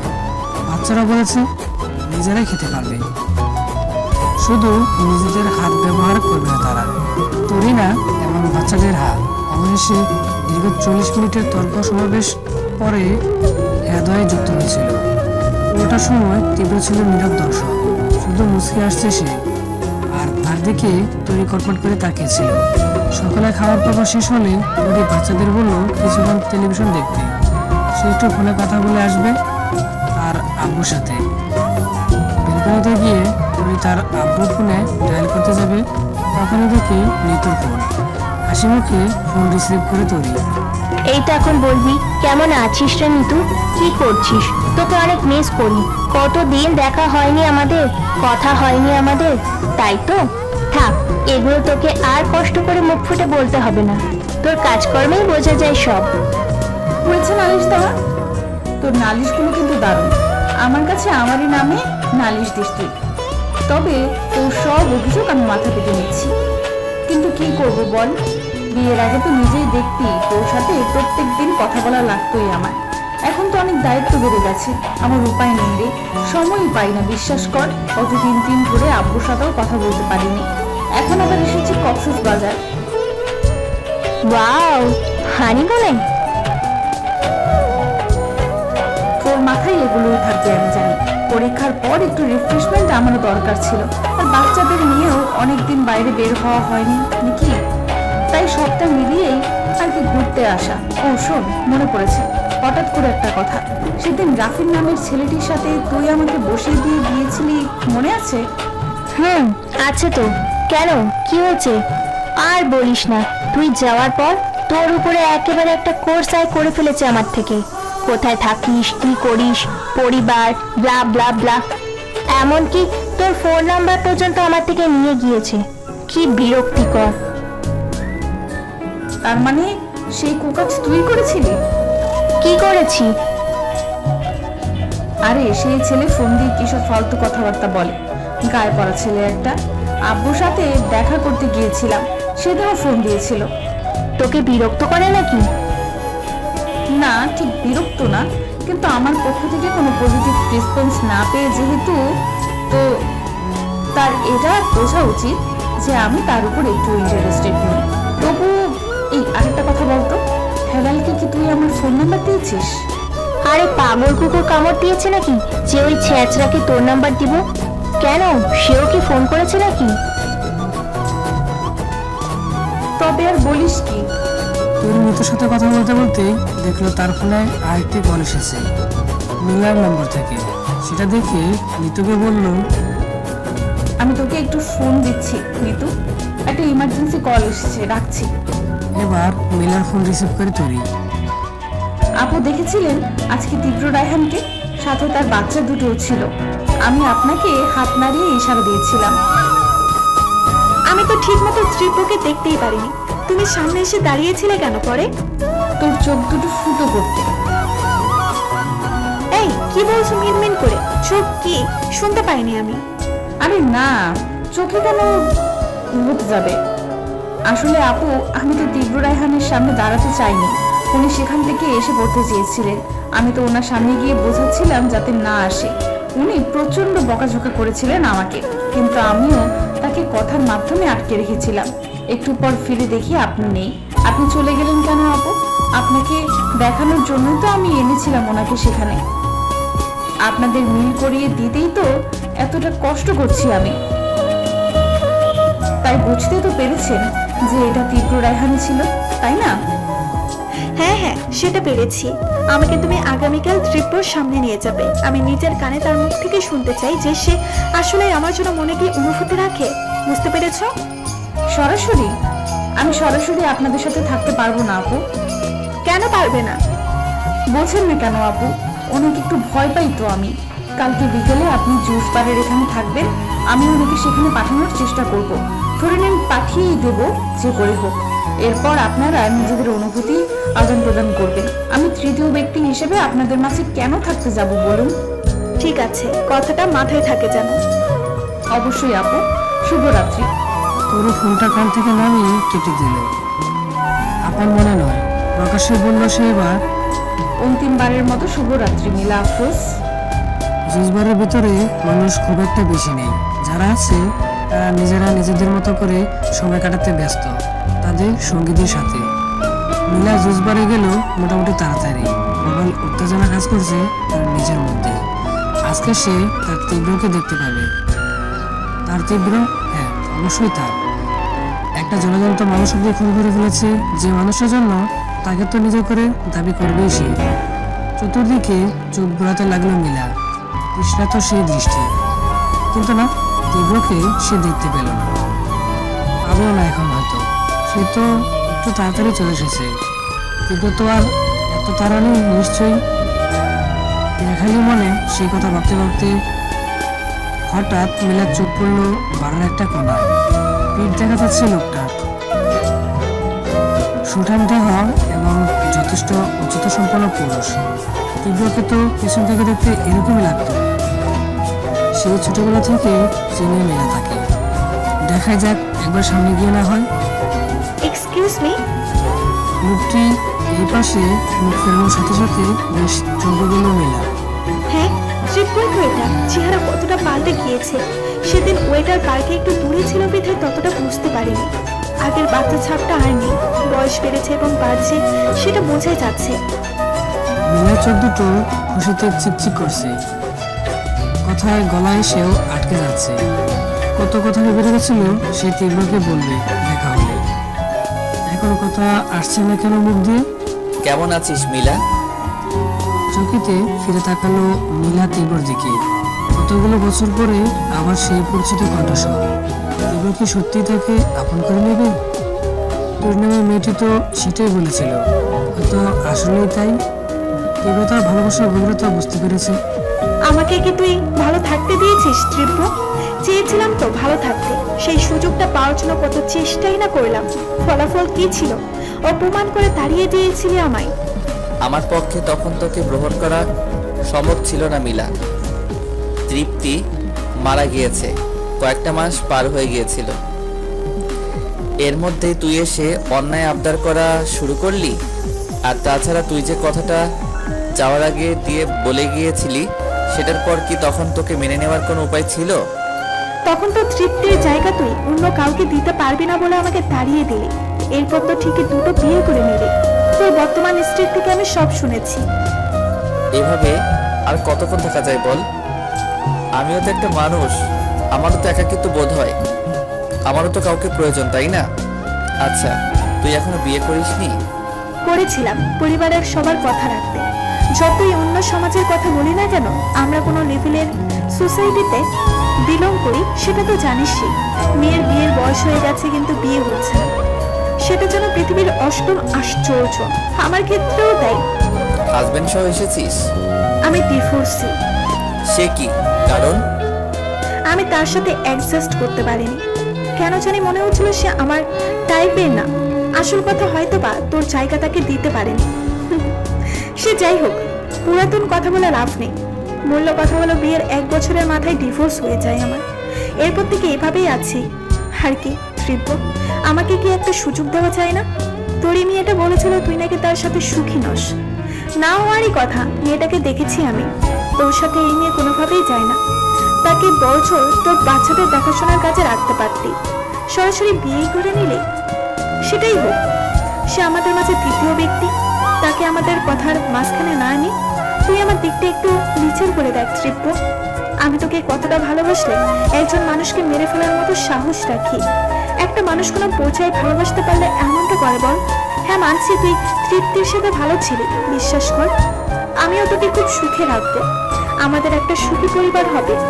এই যে এইভাবে আমি, তুই আর তোর বাচ্চা দুটো মিলে আরো অনেক জায়গায় ঘুরতে যাব। তোরিকে বাচ্চাদের সাথে রেখে দেবো, সে ভালো বাচ্চা সামলাতে পারে। আমার নিজেরও মনে হয় তোরই এমন একটা কম্প্রোমাইজ করবে, কারণ সে বলেছে তোর সাথে সুখী না। তাকে ডিভোর্স দিয়ে দে, বাচ্চাদের কেয়ারটেকার হিসেবে সে কাজ করবে, আর আমরাও নিজেরা ভালো থাকতে পারবো। কি হলো তৃপ্ত, বলছিস না কেন কিছু? তোর সাথে আমিও একমত, কিন্তু হুট করে তো বিয়ে করা সম্ভব না। আমি তোকে আমার জীবনে অ্যাকসেপ্ট করতে চাইছি, কিন্তু তৃপ্তির ব্যাপারটা নিয়ে আমার পরিবার তো নাও করতে পারে। তাছাড়া ডিভোর্স দিয়ে আবার নতুন করে বিয়ে করা, তোর পরিবার রাজি করানো, বলতে পারিস ব্যাপক সময় সাপেক্ষ ব্যাপার। এইসব কিছু না, চল বিয়ে করে ফেলি আমরা। ডিভোর্স দিতে আর কতক্ষণ? একবার বিয়েটা হয়ে গেলে আস্তে আস্তে তোর পরিবার থেকে এমনিতেই রাজি হয়ে যাবে। আর আমার পরিবার নিয়ে তুই চিন্তা করিস না, আমার খুশিতেই তাদের খুশি। তোর সাথে নতুন করে নতুনভাবে একটা জীবন শুরু করতে চাইছি মিলা। শুরুটাই যদি তাড়াহুড়োতে হয় তাহলে আমার ভালো লাগবে না। এতগুলো বছর যখন অপেক্ষা করতে পেরেছি দুজন, তো আর কয়েকটা দিন করি। ঠিক আছে, তোর জন্য সবকিছুতেই রাজি আমি। তুই কোথায় থাকিস এখন? কোথায় চাকরি করিস? আমাদের সেই চেনা পরিচিত শহর ছেড়ে তো অনেক আগে চলে গিয়েছিস। বগুড়া থাকি এখন, সেখানেই পোস্টিং। কয়েকটা দিন ছুটি নিয়ে ঢাকা আসতে পারবি না? একটু কোয়ালিটি টাইম স্পেন্ড করতাম। আর কি ভাবছিলাম, নিশ্চয়। তোরা এখান থেকে ব্যাক করবি কবে বল? তাহলে আমরা সেই অনুযায়ী প্ল্যান করব। আচ্ছা তোর ফোন নাম্বার দে, আমি তোকে টেক্সট করে সব জানিয়ে দিব। আমাদের কথা হবে এখন ফোনে। তীব্র তুই তানহা তানবীর আজকে ঢাকায় ফিরেছে আবার। নীলা বলেছিল তাদের সাথে সেও যাবে, কিন্তু তীব্র বলছে এখন যেহেতু বাচ্চাদের কাছে তার পরিচয় স্পষ্ট নয় এবং তোর সাথে খুবই ঘনিষ্ঠ তারা, তাই হুট করে তাকে এখানে মেনে নিতে পারবে না। কয়েকটা দিন পরে যখন সব ঠিক হবে তখন না হয় করা যাবে। তীব্রর সাথে যোগাযোগ করে নীলা ঢাকায় চলে এসেছে। হোটেলে থাকবে রাতে, আর পুরোটা দিন তীব্রর সাথে সময় কাটাতে পারবে এটা ভাবতেই সে খুশিতে গদগদ হয়ে উঠল। আজকে রাতে এসেছে ঢাকায়, আগামীকাল সকালে তীব্র নাকি বলেছে তার সাথে দেখা করবে। সেই সাক্ষাৎকারে কি হবে সেটা নিয়েই রং বেরঙের স্বপ্ন বলতে শুরু করেছে নীলা। আমাকে ডেকেছিলেন? ভিতরে আসুন। বাচ্চারা ঘুমিয়েছে? জি, তাদের ঘুম নিশ্চিত করেই এসেছি এখানে। প্রমাণ ঠিকঠাক রাখছেন তো? সেসব নিয়ে আপনি না ভাবলেও চলবে। আমি যখন দায়িত্ব নিয়েছি তো আপনি নিশ্চিন্ত থাকবেন। আগামীকাল আপনি আমার সাথে যাচ্ছেন না? মানে আমি না গেলে কিভাবে হবে? আর আমি যাব নাই বা কেন? প্রথমত বাচ্চারা আপনাকে ছাড়া থাকতে পারবে না। আপনি তাদের অভ্যাস হয়ে গিয়েছেন, দ্বিতীয়ত আমি আপনাকে নিয়ে কোনো রিস্ক নিতে চাই না। মিলা যথেষ্ট বিপজ্জনক একটা মেয়ে, সেটা আপনিও জানেন, আমিও জানি। খানিকটাও যদি সে টের পেতে পারে এ ব্যাপারে, তাহলে আপনাকে ছাড়বে না সে। আপনি আমার সুরক্ষার চিন্তা তো কড়াই গন্ডায় করে নিচ্ছেন, আর নিজেরটা? তোর এই প্রশ্নটা খুবই অবান্তর শোনালো তীব্রর কাছে। বিদ্রুপ হেসে বলল, মিলা এতটা শক্তি এখনো সঞ্চয় করে উঠতে পারিনি যে আমাকে কিছু করতে পারবে। প্রথম কথা হলো শারীরিক শক্তি প্রয়োগ করে সে পারবে না। দ্বিতীয় কথা হলো তার মানসিক এতটাও পাকাপোক্ত হয়নি যে আমার উপর হামলা চালাতে পারবে সে। মিলার সাইকোলজি আমি অনেকটাই বুঝে গিয়েছি, আর আমি একা তো আর যাচ্ছি না, তাই আমাকে নিয়ে চিন্তা করবেন না। কার সাথে যাবেন আপনি?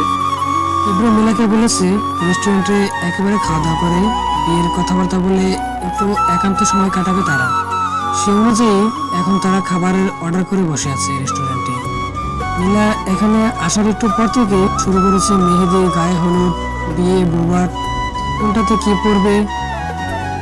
মিলা ফোন ঘেটে একা একা করে ফেলেছে আর তীব্রকে একটু পর পর এটা সেটা দেখাচ্ছে।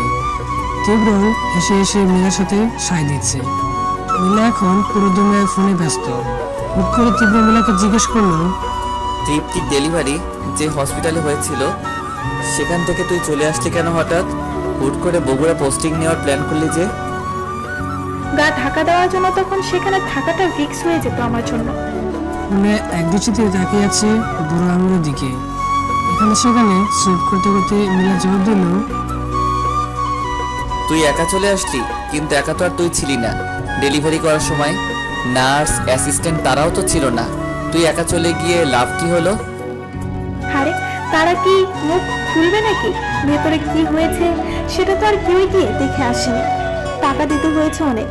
এই যা, এখন চুপ থাকতো। আমার সাথে কোঅপারেট করবি সেটা না, শুধু পুরান কথা ঘাটাঘাটি করছিস। আরে আমি তো তোর সাথেই আছি। এদিকে দে ফোন, তোর জুয়েলারি ঠিক করে দেই, কোনটা পরবি? মিলা হাত থেকে ফোন নিয়ে জুয়েলারি সিলেক্ট করতে ব্যস্ত হয়ে পড়লো। তীব্র মিলাকে এই ডিজাইন সে ডিজাইন দেখাচ্ছে। এরই মধ্যে আর চোখে তাকে জিজ্ঞেস করলো, বেশ অনেক টাকা দিতে হয়েছে তাদের। তাহলে কতজন ছিল রে? কাকে কত করে দিয়েছিস? এই যে দেখ, সব্যসাচীর এই জুয়েলারিতে তোকে দারুণ লাগবে। ওয়াও, তোর চয়েস আছে বলতে হবে তৃপ্ত। এই জন্যই তো তুই আমার চয়েস, সব কিছুতেই বেস্ট। তো কত টাকা কাকে দিয়েছিলি বললি না? ও, ওই অ্যাসিস্ট্যান্ট ছিল 2 জন, নীরব আর তুষার। 1 লাখ করে 2 লাখ দিয়েছি। নার্স ছিল 2 জন, রিমা আর কি জানো, ও সুরাইয়া, 30,000 করে 60,000। আর আয়া ছিল 3 জন, তাদের নাম মনে নেই। নো ক্লাস, তাদের নাম কে মনে রাখে? তাদের 10,000 করে দেওয়াতেই মুখ বন্ধ, প্রায় 3 লাখের মতো আর কি। বাহ, এতটা করলি আমার জন্য? তা আঙ্কেল আন্টি কেউ জানে? ত্রিপুর, তুই একবার বিয়ের কথা বলে 10 বার পুরান কথা ঘাটছিস। আমি কতটা এক্সাইটেড দেখ। আর তুই? আরে আমিও তো এক্সাইটেড, সুপার এক্সাইটেড। এত এক্সাইটেড আম্মুর পেট থেকে বের হওয়ার পরে আর হয়নি, বিশ্বাস কর। যা ফাজিল।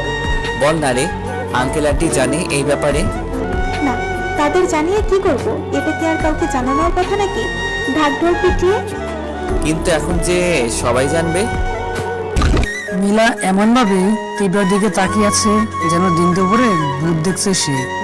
আর তীব্র চোখে তীক্ষ্ণতা, রাগ এবং তিক্ততা। মিলাকে একজন মেয়ে দৌড়ে যাচ্ছে শক্ত করে, আর 2 জন পুরুষ তার পাশে দাঁড়ানো, তাদের সাথে তীব্র। হুট করেই এই 3টে মানুষ, অর্থাৎ মেয়েটা এবং পুরুষ দুটো, তাদের কথার মাঝখানে চলে এসেছে এবং মিলাকে টেনে দাঁড় করিয়েছে টেবিল থেকে মেয়েটি। মিলা এখনো হাবভাব কিছুতেই বুঝতে পারছে না যে কি হচ্ছে এখানে। ওটার দিকে তাই এভাবে তাকিয়ে আছে। এরা কারা ত্রিব্য? আমাদের কথার মতে কেন এসেছে? আমাদের পাশের টেবিলে বসেছিল, খেয়াল করিসনি? সেটাই তো আমি জানতে চাচ্ছি, তারা কে যে আমাদের মাঝে ইন্টারাপ্ট করতে এসেছে? আর এই মেয়ে, হাউ ডিয়ার ইউ আর! আমাকে এভাবে ধরে রাখার সাহস হয় কি করে তোমার? তুমি জানো আমি কে? এই ত্রিব্য, তুই চুপ করে আছিস কেন? কিছু বলছিস না যে? যে 3 জনকে দেখছিস তারা প্রত্যেকেই পুলিশ। ইনফরমাল ড্রেসে এসেছে এখানে। আর তোর জন্য বাইরে গাড়ি সহ পুরো বন্দোবস্ত করা আছে থানায় যাওয়ার। কি বলছিস সেগুলো তুই তীব্র? আমি থানায় মানে? প্রথম থেকে শুরু করে এ পর্যন্ত তোর সাথে আমার এবং তোরির কথোপকথন সব রেকর্ড করা আছে। আর তুই আমার কাছে ঠিক কি কি বলেছিস সেগুলো একটু মাথায় নাড়াচাড়া করা, দেখবি সবটা পরিষ্কার হয়ে যাবে। তুই আমার সাথে এত বড় বিশ্বাসঘাতকতা করতে পারিস না তীব্র। তুই না বলেছিলি আমরা নতুন করে আবার সংসার করব? আমার তো এখনো বিয়ের প্ল্যানিং করতে এসেছি, তাই না বল? বিশ্বাসঘাতকতা আমি তোর সাথে করেছি? Are you kidding with me? নাকি তুই আমার সাথে করেছিলি? আমি তো শুধু তোর ঋণ শোধ করলাম। কিসের ঋণ জানিস? বিশ্বাসঘাতকতার ঋণ, টিট ফর ট্যাট, জানিসই তো। কথার মাঝখানে তীব্রর ফোন বেজে উঠলো। বলুন। এখন তো আমি আসতে পারবো নাকি? পুলিশ মিলাকে ধরে ফেলেছে না? আমি আপনাকে না করেছি, যা বলছি বুঝেই বলেছি। এই ব্যাপার নিয়ে আর একটা কথাও বলবেন না। তীব্র ফোন কেটে সামনে মিলার দিকে তাকালো। চোখ মুখে তার খুব প্রকাশ পাচ্ছে। তো তুই কি বলছিলি? সংসার করার কথা তোর সাথে? তুই আসলেই পাগল রে মিলা। তোকে প্রথম তোরই দেখেছিল। আমি তো তোকে সেদিনের পর থেকে আর খুঁজেই পাইনি। যেদিন তুই তৃপ্তিকে খুন করেছিলি সেটা স্বীকার করেছিলি। পালিয়ে গিয়ে এই শহর থেকে ভালোই করেছিলি, একেবারে ফ্যামিলি নিয়ে। ফোন নাম্বার চেঞ্জ করে ফেললি। তোর কোনো রিলেটিভসকে আমি চিনি না। আর হসপিটালে গিয়ে খোঁজ নিয়েছিলাম, তারা আমাকে স্পষ্ট করে কিছু বলতে পারেনি, তাই তোকে আর ধরতে পারিনি। কিন্তু তোকে প্রথম হোটেলে দেখে তার সন্দেহ হওয়ায় সে আমার কাছে তোর একটা কার্ড এনে দেখায়। তুই মিলাই তৃপ্তির খুনি কিনা সেটা জানতে। আমি সেদিন তোর কার্ড দেখে তোরিকে কি বলেছিলাম জানিস? যদি নিজের জেল খাটা লাগে তবু আমি রাজি, তবে তোকে নিজের হাতে খুন না করে আমি শান্তি পাবো না। আর সেই তুই আশা করিস তোর সাথে আমি সংসার করব? হাসালি আমাকে। তো যেখানে ছিলাম, তোরিকে যখন বলেছিলাম তোকে নিজের হাতে খুন করতে চাই, তখন সে আমাকে তোকে ফাঁসানোর এই প্ল্যানটা বলেছিল। যা যা এই পর্যন্ত হয়েছে সবটা আমাদের প্ল্যান মোতাবেক হয়েছে। তোর আরেকটা কথা শুনে আমার বেশ হাসি পেয়েছিল। জানিস সেটা কি?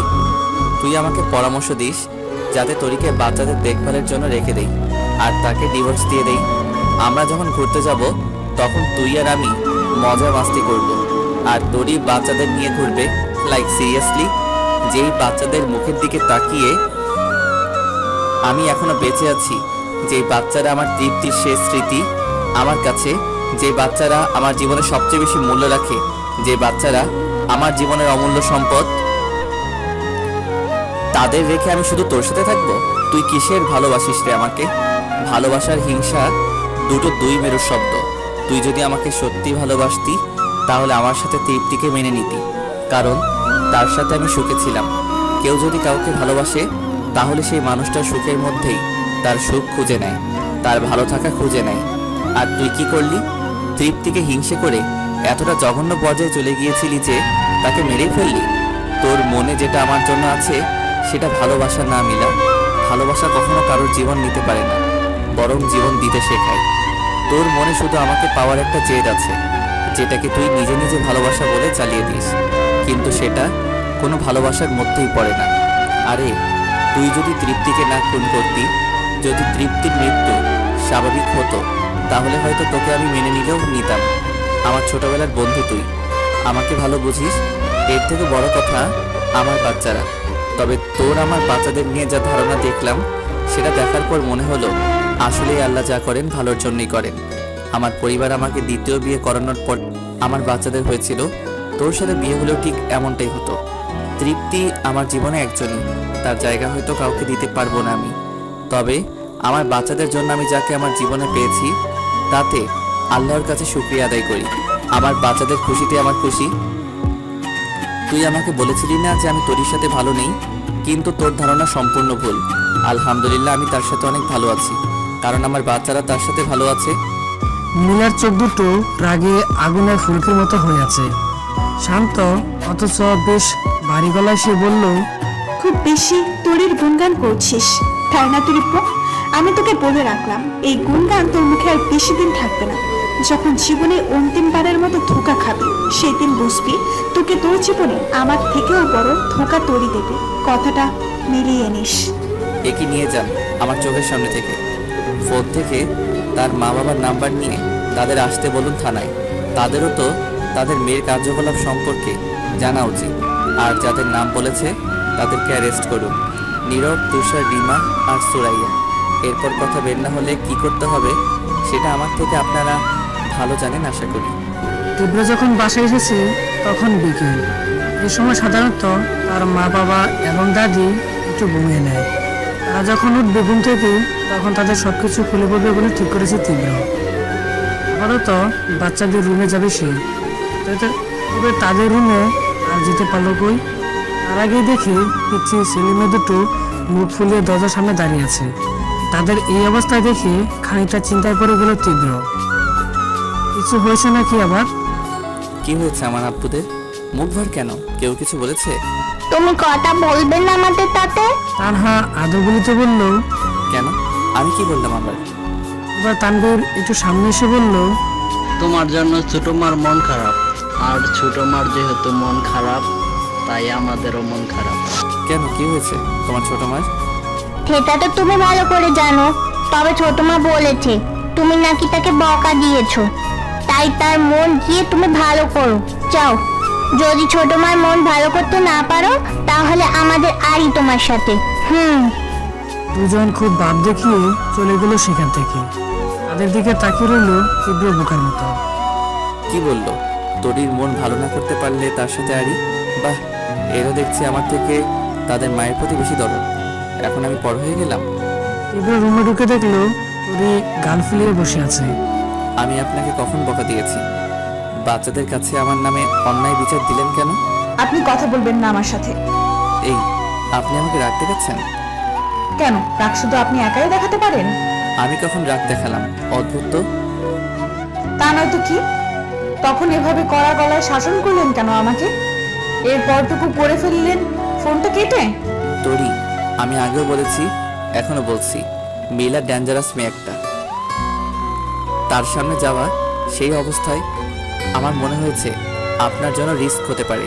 আর আপনি সেখানে গিয়ে করতেনই বা কি? কি করতাম মানে? আপনি জানেন, যখন থেকে আম্মার কাছে তার ব্যাপারে শুনেছি তখন থেকে আমি স্বপ্ন দেখে আসছি যে তাকে একদিন মন প্রাণ ভরে গালে ইচ্ছা মতো থাপ্পড় মারবো। কি চর থাপ্পড়ের জন্য আপনার সেখানে যাওয়া দরকার ছিল? চর থাপ্পড় দিতে পারেননি তাই মন খারাপ আপনার? তীব্র আবার হাসতে লাগলো নিজের কথা বলে। তোরি মুখে যেন রাগে আরো লাল হয়ে যাচ্ছে। তা দেখে তীব্র বলল, ওকে ওকে, রাগ করতে হবে না। আপনাকে সেখানে নিয়ে যাইনি বলে মন খারাপ তো? কথা দিচ্ছি আজকে রাতে আপনার মন ভালো করে দেব, প্রমিস। রাতে নিয়ে যাবেন সেখানে? আগে না, সেখানে আপনার যাওয়া হচ্ছে না। তবে অন্য কিছু করে হলেও আপনার মন ভালো করব, কথা দিচ্ছি। করতে তো হবেই, না হলে আমার সাথে যে আড়ি দেওয়ার দৃঢ় প্রতিজ্ঞা করে রাখছে দুজন, আমার হয়েছে জ্বালা। তোরি এবার তীব্র দিকে তাকিয়ে হেসে দিল। যাক, এখনই হাসি ফুটে গিয়েছে মুখে। I am proud of my self. বাকি হাসিটা রাতে ফুটবে। এখন গিয়ে ফ্রেশ হই। আর হ্যাঁ, আপনার মিলাকে থাপ্পড় দেওয়া লাগবে না। তার ট্রিটমেন্ট যেখানে হওয়ার কথা সেখানে সে আছে। থাপ্পড়ের থেকে অনেক বেশি কিছু উপহার পাবে সেখানে। চলি। তীব্র চলে যাওয়ার দিকে তোরি হাসি মুখে তাকিয়ে রইল। আর মনে মনে ভাবতে লাগলো তার জন্য রাতে কি চমক আছে আবার। সে তো এখন থেকেই আর অপেক্ষা করতে পারছে না, আর তো সইছে না। আজকের সারপ্রাইজ নাকি শুধু তোরি নিজেই দেখবে। তীব্র তোরিকে বলেছে যাতে আর কাউকে সারপ্রাইজের ব্যাপারে না বলে, এমনকি বাচ্চাদেরও না। তবে তাদের যেন এটা বলে দেয় যে তীব্র তোরির মন ভালো করতে পেরেছে, তাই তারা যেন ওইসব পাড়ি দেওয়ার কথা বলে যায়। তোরিও তীব্র কথা মতো কাজ করেছে। যেহেতু বাচ্চাদের জানাতেও নিষেধ করেছে, তাই সারপ্রাইজের ব্যাপারে তাই তাদের ঘুম পাড়িয়ে আসা ছাড়া তো আর কোনো উপায় দেখছে না তোরি। হলেও সেটা রাত তখন প্রায় 12টা 28 বাজে। তোরি যখন বুঝতে পারলো বাচ্চারা ঘুমের দেশে পাড়ি জমিয়েছে, তখন সে শব্দহীন পায়ে ঘুম থেকে বেরিয়ে গেল। তীব্র রুমে দরজা নক করলেও তীব্র দরজা খুলছে না। অদ্ভুত তো, সারপ্রাইজ দিতে গিয়ে ঘুমিয়ে পড়েছে নাকি আবার। এবার তোরি তীব্র ফোনে কল করে দেখবে একবার ভাবলো। সবে মাত্র ফোনটা নিয়েছে আর কল লিস্টে গিয়ে তীব্রর নাম বের করেছে। এর মধ্যেই তীব্র দরজা খুলে দিল, হাসি মুখে তাকিয়ে আছে তরির দিকে। এই আপনার সারপ্রাইজ দেওয়া নমুনা। কতক্ষণ যাবত দাঁড়িয়ে আছি আমি। Sorry for that, please do come. তরি রুমে ঢুকে দেখলো তীব্র রুম যেমন থাকে সবসময় তেমনই। যাহ বাবা, তরি ভেবেছিল এতক্ষণ সময় যেহেতু তীব্র নিয়েছে তাহলে নিশ্চয়ই রুম ডেকোরেটর করেছে, কিন্তু এখনও তো সে হতাশ। তাহলে সারপ্রাইজটা আসলে কি দিবে এটাই মাথায় আসছে না তরি। তীব্র দরজা বন্ধ করে এসে তরিকে বলল, চোখ বন্ধ করুন। কেন? যা বলেছি চুপচাপ তাই করুন। এই দেখছেন, সারপ্রাইজ দিতে এসেও আমার সাথে কড়া গলায় কথা বলছেন। এই আপনি চোখটা বন্ধ করবেন? আপনাকে সারপ্রাইজ দেওয়ার যে মুড নিয়ে এসেছি সেটাই নষ্ট করে দিচ্ছেন আপনি। এত কথা জিজ্ঞেস করেন কেন? চোখ বন্ধ করতে বলেছি, পাহাড় থেকে চাপ দিতে তো বলিনি। করছি। আপনি সব সময় উল্টা করে কথা বলেন, ভালো লাগে না আমার। আপনার বকবক করা শেষ হলে চোখটা খুলুন এবার। তরি চোখ খুলে দেখলো তীব্র হাতে ফুলের তোড়া, না গোলাপ কিংবা সচরাচর পাওয়া যায় এমন কোনো ফুল না সেটা। তরির প্রিয় ফুল বাট ফুল। বাট ফুল? আপনি কি করে জানেন আমার পাট ফুল পছন্দ? খবর পাওয়া যাবে এমন মানুষের সাথে আমার যোগাযোগ আছে। কিন্তু এটা তো তেমন একটা পাওয়াই যায় না। আপনি আমার ক্ষমতার উপর সন্দেহ করছেন? ফর ইউর কাইন্ড ইনফরমেশন, তীব্র রায়হানের কাছে এসব খুবই নগণ্য ব্যাপার। কিন্তু কার থেকে এই খবর পেয়েছেন বললেন না যে? আপনার আপু। আর একটা কথা, অ্যাকচুয়ালি সারপ্রাইজ। কালকেরটা আজকেই বলে দিই, আমাদের গার্ডেনে এই ফুল গাছের চারা লাগানো হয়ে গেছে। এখন থেকে বার্ড ফুল আপনি নিজের বাড়িতেই পাবেন। সারপ্রাইজটা কিন্তু মন্দ লাগেনি আমার। আমি কখন বললাম আপনার জন্য সারপ্রাইজ এতটুকুই? আরো আছে? জি, আপনি বিছানায় গিয়ে বসুন, আমি আপনার জন্য কিছু একটা নিয়ে আসছি তৈরি করে। তরি ব্লেন্ডারের মতো শব্দ শুনতে পেল, তবে কিছু আন্দাজ করতে পারলো না এখনো। যাই হোক, সে এখন একটু রুমটা ঘুরে ঘুরে দেখবে। সে যে প্রথম দিন এসেছিল ফুলসজ্জার রাতে, আর তো আসা হয়নি। তরি হাঁটতে হাঁটতে সামনে গিয়ে দেখতে পেল এখানে বড় রকমের একটা ব্যালকনি আছে। এটাই বোধহয় বাসার সেই একমাত্র ব্যালকনি যেটা সরাসরি গার্ডেনের দিকে মুখ করানো। এসব ভাবতে ভাবতে কানে এলো তীব্র গলার আওয়াজ, আপনার লাচ্ছি, স্ট্রবেরি লাচ্ছি। তারা দুজনেই এখন ব্যালকনিতে দাঁড়িয়ে। তীব্র হাত থেকে লাচ্ছি নিয়ে তরি বলল, কোন দিন বলুন তো? 3-4 দিন আগে। কিন্তু সারপ্রাইজ দিবেন সেটা তো আজকে ঠিক হলো, 3-4 দিন আগে জানলেন যে? এই সত্যি করে বলুন তো, এই সারপ্রাইজ প্ল্যান কি বাচ্চাদের কথা ভেবে? না, এটা আমি আপনাকে এমনিতে দিতাম। কেন? প্রত্যেকটা মানুষের কৃতজ্ঞতা প্রকাশ করার ধরন এক এক রকম। আমারটা ধরে নিন এমনই, আর আমি মানুষ বুঝে কৃতজ্ঞতা প্রকাশের মাধ্যম খুঁজি। আপনাকে যতটুকু চিনেছি তাতে আমার মনে হয় আপনি সেই মেয়েদের মধ্যে না যারা দামি অর্নামেন্টস কিংবা শাড়ি পছন্দ করেন, বরং আপনি তাদের মধ্যে যারা খুব ছোটোখাটো জিনিসের মধ্যে সুখ খুঁজে পায়, বিশেষ করে সেটা যদি মনের মতো কিছু হয়। তাই আমি দ্বিতীয় পদ্ধতি অবলম্বন করলাম। আর কৃতজ্ঞতা কিসের জন্য প্রকাশ করছি সেটা আশা করি নতুন করে বলা লাগবে না। যেদিন আপনি মীরাকে শাস্তি দেওয়ার প্ল্যান আমার সাথে করলেন এবং তাকে তার উপযুক্ত জায়গায় পৌঁছাতে আপনার মরিয়া হয়ে উঠে দেখলাম, সেদিনই ভেবে রেখেছিলাম আপনার সারপ্রাইজের কথা। আপনি এত ভালো ভালো কথাবার্তা বলছেন কি করে বলুন তো? কথাটা বলার সাথে সাথে তীব্র বুড়ুগুজকে তাকালো তরি দিকে। আর না, মানে বলছিলাম যে আপনি তো প্রথম ভালো কথা শুনেও ঘেউ ঘেউ করে উঠতেন। এই কি বললেন? ঘেউ ঘেউ মানে? আপনি আমাকে কুকুর বলছেন? নাউজুবিল্লাহ, আমি সেটা কখন বললাম? আপনার ব্যবহার প্রথম আমার কাছে বেশ তেতোই লাগতো, তাই তো বললাম। আপনার মনে আছে আমাদের প্রথম দেখার কথা? আচ্ছা, প্রথম দেখা বাদ দিন, এই যে যখন এই বাড়িতে প্রথম এসেছিলাম, আংটি বদলের কথা ছিল, আপনাকে তখন পাইনি। সেদিনই তানহার তানভীর কাঁদছিল, সেটা দেখা আপনি সরাসরি আমার কাছে এসে আমাকে দোষারোপ করা শুরু করলেন, অথচ একটা বার আমার কথাও শুনতে চাইলেন না। এরপর ফুল সজ্জা থেকে শুরু করে পরবর্তীতে আরো কিছুদিনের কথা ভাবুন। এগুলো কি ভালো লাগার মতো ব্যবহার ছিল?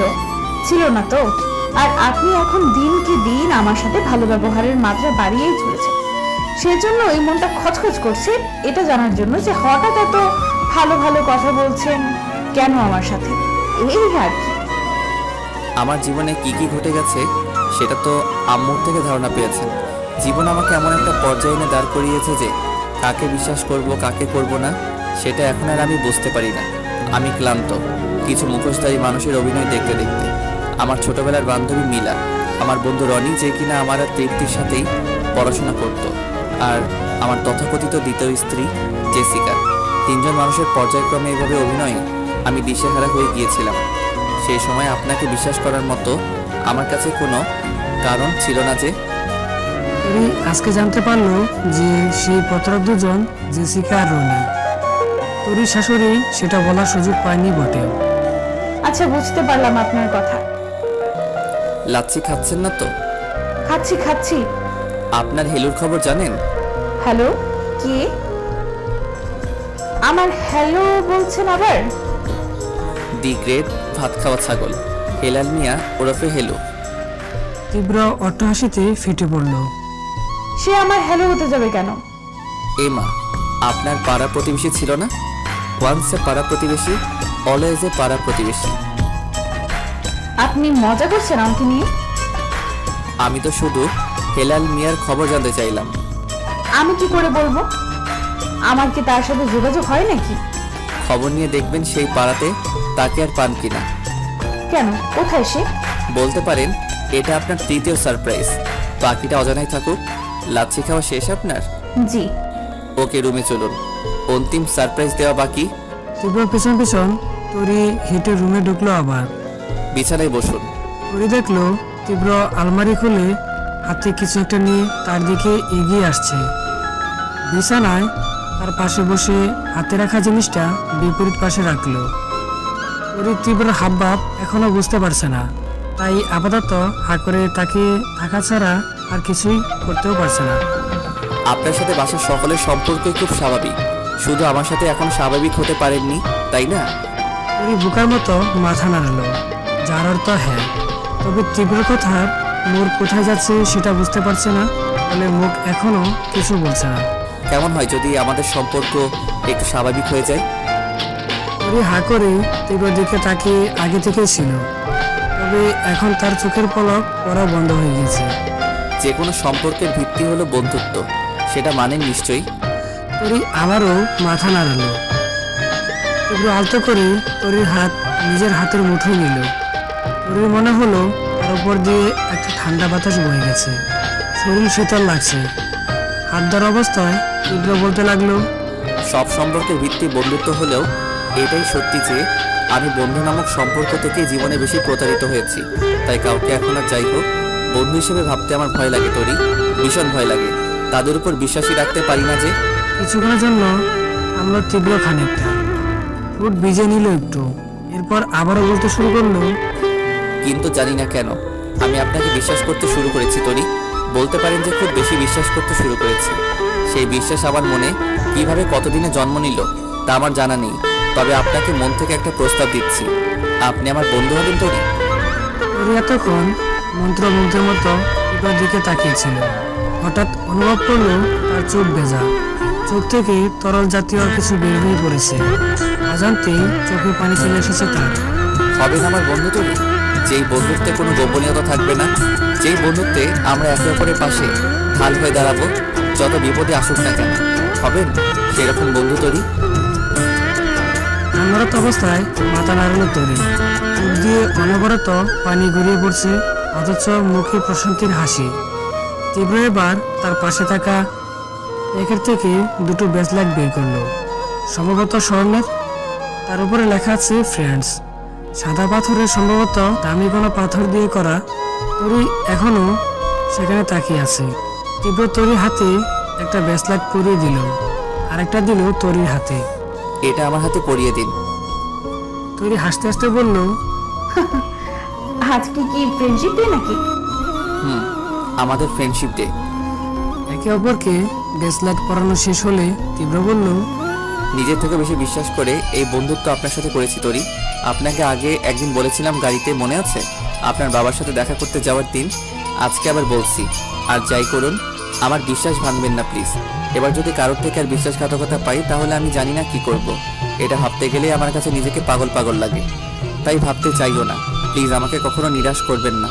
কথা দিচ্ছি যতদিন বেঁচে আছি ততদিন আপনার পাশে থাকবো, নিজের জীবন দিয়ে হলেও আপনাকে আগলে রাখবো।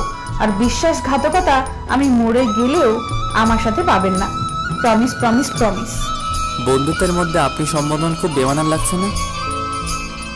ব্যাপক। তাহলে এখন ঘুমোতে যাও, তোমার সারপ্রাইজ এখানেই শেষ।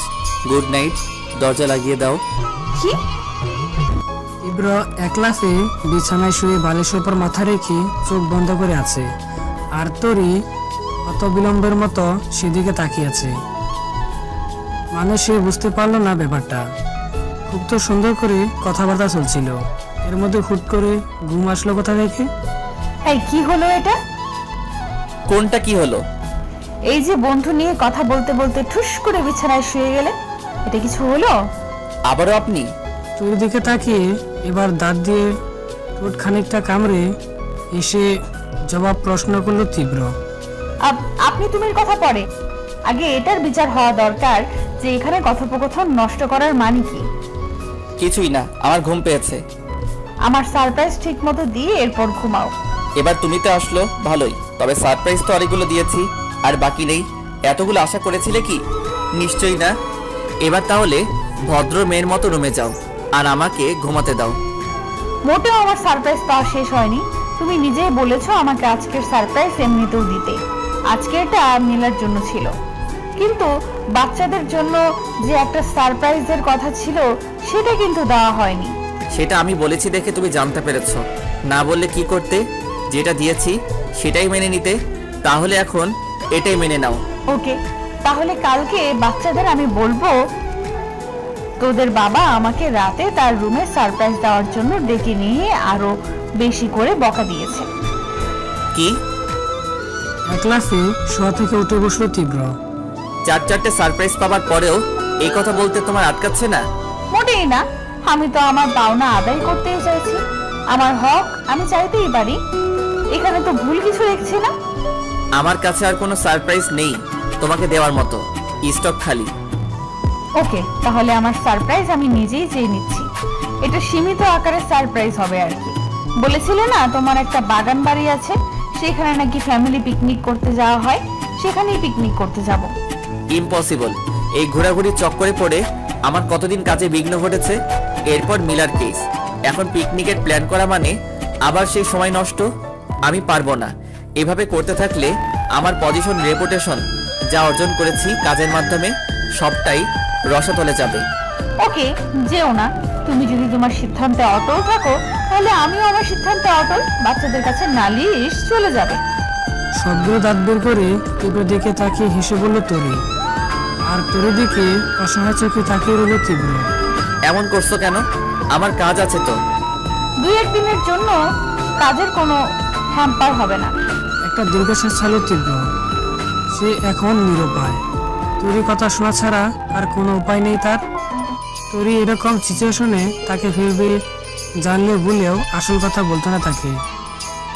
অগত্যা তাকে বলতেই হলো। ঠিক আছে। বিশ্ব জয় করার মতো হাসি দিল তরি। শুভরাত্রি বলে ফোন নিয়ে রুম ত্যাগ করলো সে। নিজের রুমে এসে একবার ফুলের দিকে আর একবার হাতে পড়ে থাকা ব্রেসলেটের দিকে তাকাচ্ছে সে। ব্রেসলেটটা আঙুল দিয়ে ছুঁয়ে দেখছে বারবার। এখনো তার বিশেষ হচ্ছে না যে তীব্র তার সাথে নিজ থেকে বন্ধুত্ব করেছে। তার থেকে তো শুরু থেকেই কিছু আশা করেনি তরি, কিন্তু আল্লাহ তাকে এতটা দিচ্ছেন যে সে বলে শেষ করতে পারবে না। মনে মনে আল্লাহর কাছে শুকরিয়া আদায় করলো সে। ঘুমাতে চলে গেল। তীব্র লোক ঠিক করে বাগান বাড়িতে পাঠিয়ে দিয়েছে যা যা সামগ্রী লাগবে সব সেখানে নিয়ে যাওয়ার জন্য। তারা সবাই একসাথে গাড়িতে করে যাবে সেখানে। বাচ্চাদের সাথে জাহানারা বেগম খেলছেন, আর তরি নিজের শাশুড়ি এবং তাদের বাসায় যে দুজন মহিলা কাজ করে তাদের সাথে নানান রকমের খাবার বানাতে ব্যস্ত। আজিজুল সাহেব আর তীব্র নিজেদের মধ্যে কথা বলছে। রান্নার আয়োজন মোটামুটি শেষের দিকে চলে এসেছে। তখনই তীব্র ফোন কল আসলো। অফিসে নাকি কি সমস্যা হয়েছে, আর যেতে হবে আজকে। ঠিক হলো সে খাবার খেয়ে তীব্র চলে যাবে আগে আগে, বাকিরা পড়ে যাবে। তীব্র খাবার খেয়ে চলে গেল। এদিকে তরিকে আবার নিতু ফোন দিল, বলল সে বেশ কয়েকদিনের জন্য শহর থেকে বাইরে যাচ্ছে। পরীক্ষা যেহেতু শেষ, তাই কবে আবার আসবে ঠিক নেই। যতদিন পারে তার ফ্যামিলির সাথে সময় কাটাবে। তাই যাওয়ার আগে সে তরির সাথে দেখা করতে চায়। তরি যখন বাকিদের এই কথা বলল, তখন তারা অনুমতি দিল যাওয়ার। একটা অটো ঠিক করে সে চলে গেল। নিতুর সাথে দেখা করে ফিরে আসার পথে তরি দেখলো সামনে একটা লোক পড়ে আছে রাস্তায়, আর গাড়ি সহ ড্রাইভার তার পাশে। ড্রাইভার সম্ভবত সেই রাস্তায় পড়ে থাকা লোকটার জন্য সাহায্য চাইছে। তরি সেখানে গিয়ে ড্রাইভারকে জিজ্ঞেস করলো, কোনো সমস্যা হয়েছে চাচা? জি, স্যার গাড়ি নিয়ে বের হয়েছিল, রাস্তায় অ্যাক্সিডেন্ট হয়েছে তার। আমি কি করব বুঝতে পারছি না।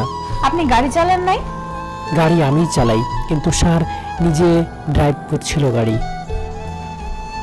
আপনি জানেন কিভাবে যে অ্যাক্সিডেন্ট হয়েছে? স্যারকে ফোন দিয়েছিলাম, ফোন বন্ধ আসছে, চিন্তা হচ্ছিল, তাই নিজে আবার বেরিয়ে পড়ি। মাঝ রাস্তায় এসে দেখি এই অবস্থা। ওনার কেউ নেই এই শহরে? না, উনি কাজের সূত্রে এখানে থাকেন। আমি তার আগে থেকেই পরিচিত, ছোটবেলা থেকেই চিনি তাকে। লোকটির মুখটা অন্য পাশে মুখ করে রাখা। তরি এখনো তার মুখ দেখেনি। একটু সামনে এগিয়ে দেখতে পেল এটা রাফিন। কপালে, ঠোঁটে এবং হাতে চোট পেয়েছে। আপনি ওনার জ্ঞান ফেরানোর চেষ্টা করেননি? জি, জ্ঞান ফিরছে না, ওনার বাসা কাছেই, কিন্তু আমি একা তাকে গাড়িতে উঠাতে পারছি না, তাই কারোর সাহায্য লাগতো। আপনি একটু সাহায্য করে দিবেন আম্মা? সন্ধ্যা ঘনিয়ে আসছে। তরি এখন বাসায় ফেরার দরকার, কিন্তু ছেলেটা তো তাকে সাহায্য করছিল। তাকে এভাবে ফেলে যেতে তার বিবেকে বাঁচছে। আচ্ছা, গাড়িতে তুলে দেওয়াই তো, বেশি কিছু তো আর না। তরি রাজি হলো। ড্রাইভার রাফিনের এক হাত ধরে আর তরির আরেক হাত ধরে কোনো মতে গাড়িতে বসালো তাকে। তরি ফিরে যেতে নেবে, তখনই ড্রাইভার বলল, যদি কিছু মনে না করেন, আপনি একটু ওনার সাথে বাসা পর্যন্ত যাবেন। ওই যে বলেছি, তার পরিবারের কেউ নেই এই শহরে, বাসায় মানুষও নেই। আমার সাথে একজন মানুষ থাকলে আমার সাহায্য হতো। তরি কিছু বলতে যাবে, তার আগেই ফোন এলো তার। তীব্র কল করেছে। রিসিভ করার সাথে সাথেই বলল, তুমি নাকি নিতুর সাথে দেখা করতে গিয়েছো শুনলাম। এখনো কথা শেষ হয়নি, সন্ধ্যা হয়ে আসছে তো। এর উপর গাড়িও নিয়ে যাওনি? হ্যাঁ, আমার দেখা করা শেষ, আমি আসছি। তবে আসতে মনে হয় একটু দেরি হবে। কেন? তরি ভাবলো এখন তীব্রকে এত সব কিছু বলার সময় নেই। এমনিতেই তার হাতে সময় কম, পরে না হয় সব কথা বলা যাবে শুরু থেকে। তাই আপাতত অন্য কিছু বলে কাটিয়ে দিতে হবে। আসলে একটু জ্যামে পড়েছে এই দিকটায়, জ্যাম ছাড়লে আসতে পারবো আর কি। আমি আসবো? না না, তার দরকার হবে না, তুমি কাজ করো। আমার অফিসের কাজ শেষ, বাসায় চলে এসেছি। এসে শুনলাম তুমি এখনো আসোনি। আমি না হলে গাড়ি নিয়ে আসছি। তার কোনো প্রয়োজন নেই, আর আমি বললাম তো কোনো সমস্যা হবে না। ছোটখাটো কিন্তু বেশ সুন্দর দেখতে। যথারীতি পূর্বের মতো তরির সহায়তায় ড্রাইভার রাফিনকে গাড়ি থেকে বের করে ভিতরে নিয়ে গেল। রাফিনকে পেছনে শুয়ে দিয়ে ড্রাইভারকে তরি বলল, আসছি আমি, আপনি দেখুন এখন ভাইয়া ওনার জ্ঞান ফিরে কিনা। আম্মা, আপনি একটু থাকেন না, আমি ডাক্তার দেখিয়ে নিয়ে আসি। হাত পা কপালে চোট লেগেছে তো। আশেপাশে কাউকে ডেকে নিয়ে আসুন চাচা। এখন সন্ধ্যা গড়িয়ে রাত হতে চলেছে। বোঝার চেষ্টা করুন, আমি একজন বিবাহিত মহিলা, আমার স্বামী, সন্তান, সংসার আছে। আমি ফিরে যাওয়ার কথা অনেক আগেই ছিল, কিন্তু শুধুমাত্র আপনাকে সাহায্য করার জন্য আমি এতটা দূরে এসেছি। কিন্তু আর এখানে থাকা আমার সম্ভব হচ্ছে না, বাসার সবাই চিন্তা করবে। আপনি ফোন দিয়ে বলে দিন যে আপনি এখানে থাকেন। আমার ব্যক্তিগত সমস্যা না থাকলে এত কথা আমি বলতাম না চাচা, ক্ষমা করবেন। আমার আর থাকা সম্ভব না। আপনি যদি বলেন তাহলে আশপাশ থেকে কাউকে ডেকে নিয়ে আসছি আমি, কিন্তু ডাক্তার আসা পর্যন্ত আমার থাকা সম্ভব না। চলুন, একে আনি কাউকে। আপনি ফোন দিয়ে বলে দিন যে আপনি এখানে না থাক, আমি দেখি কাউকে পাই কিনা। আপনি চলে যান তাহলে। ঠিক আছে, আসছি। তো দ্রুত সেখান থেকে বের হয়ে গেল। অটো নিয়ে যত তাড়াতাড়ি সম্ভব বাসায় পৌঁছাতে চায় সে। বাইরে থেকে হালকা বাতাসে তরির চুল উঠছে। হাত দিয়ে অবদ্ধ চুলগুলো ঠিক করার চেষ্টা করতে নিল সে।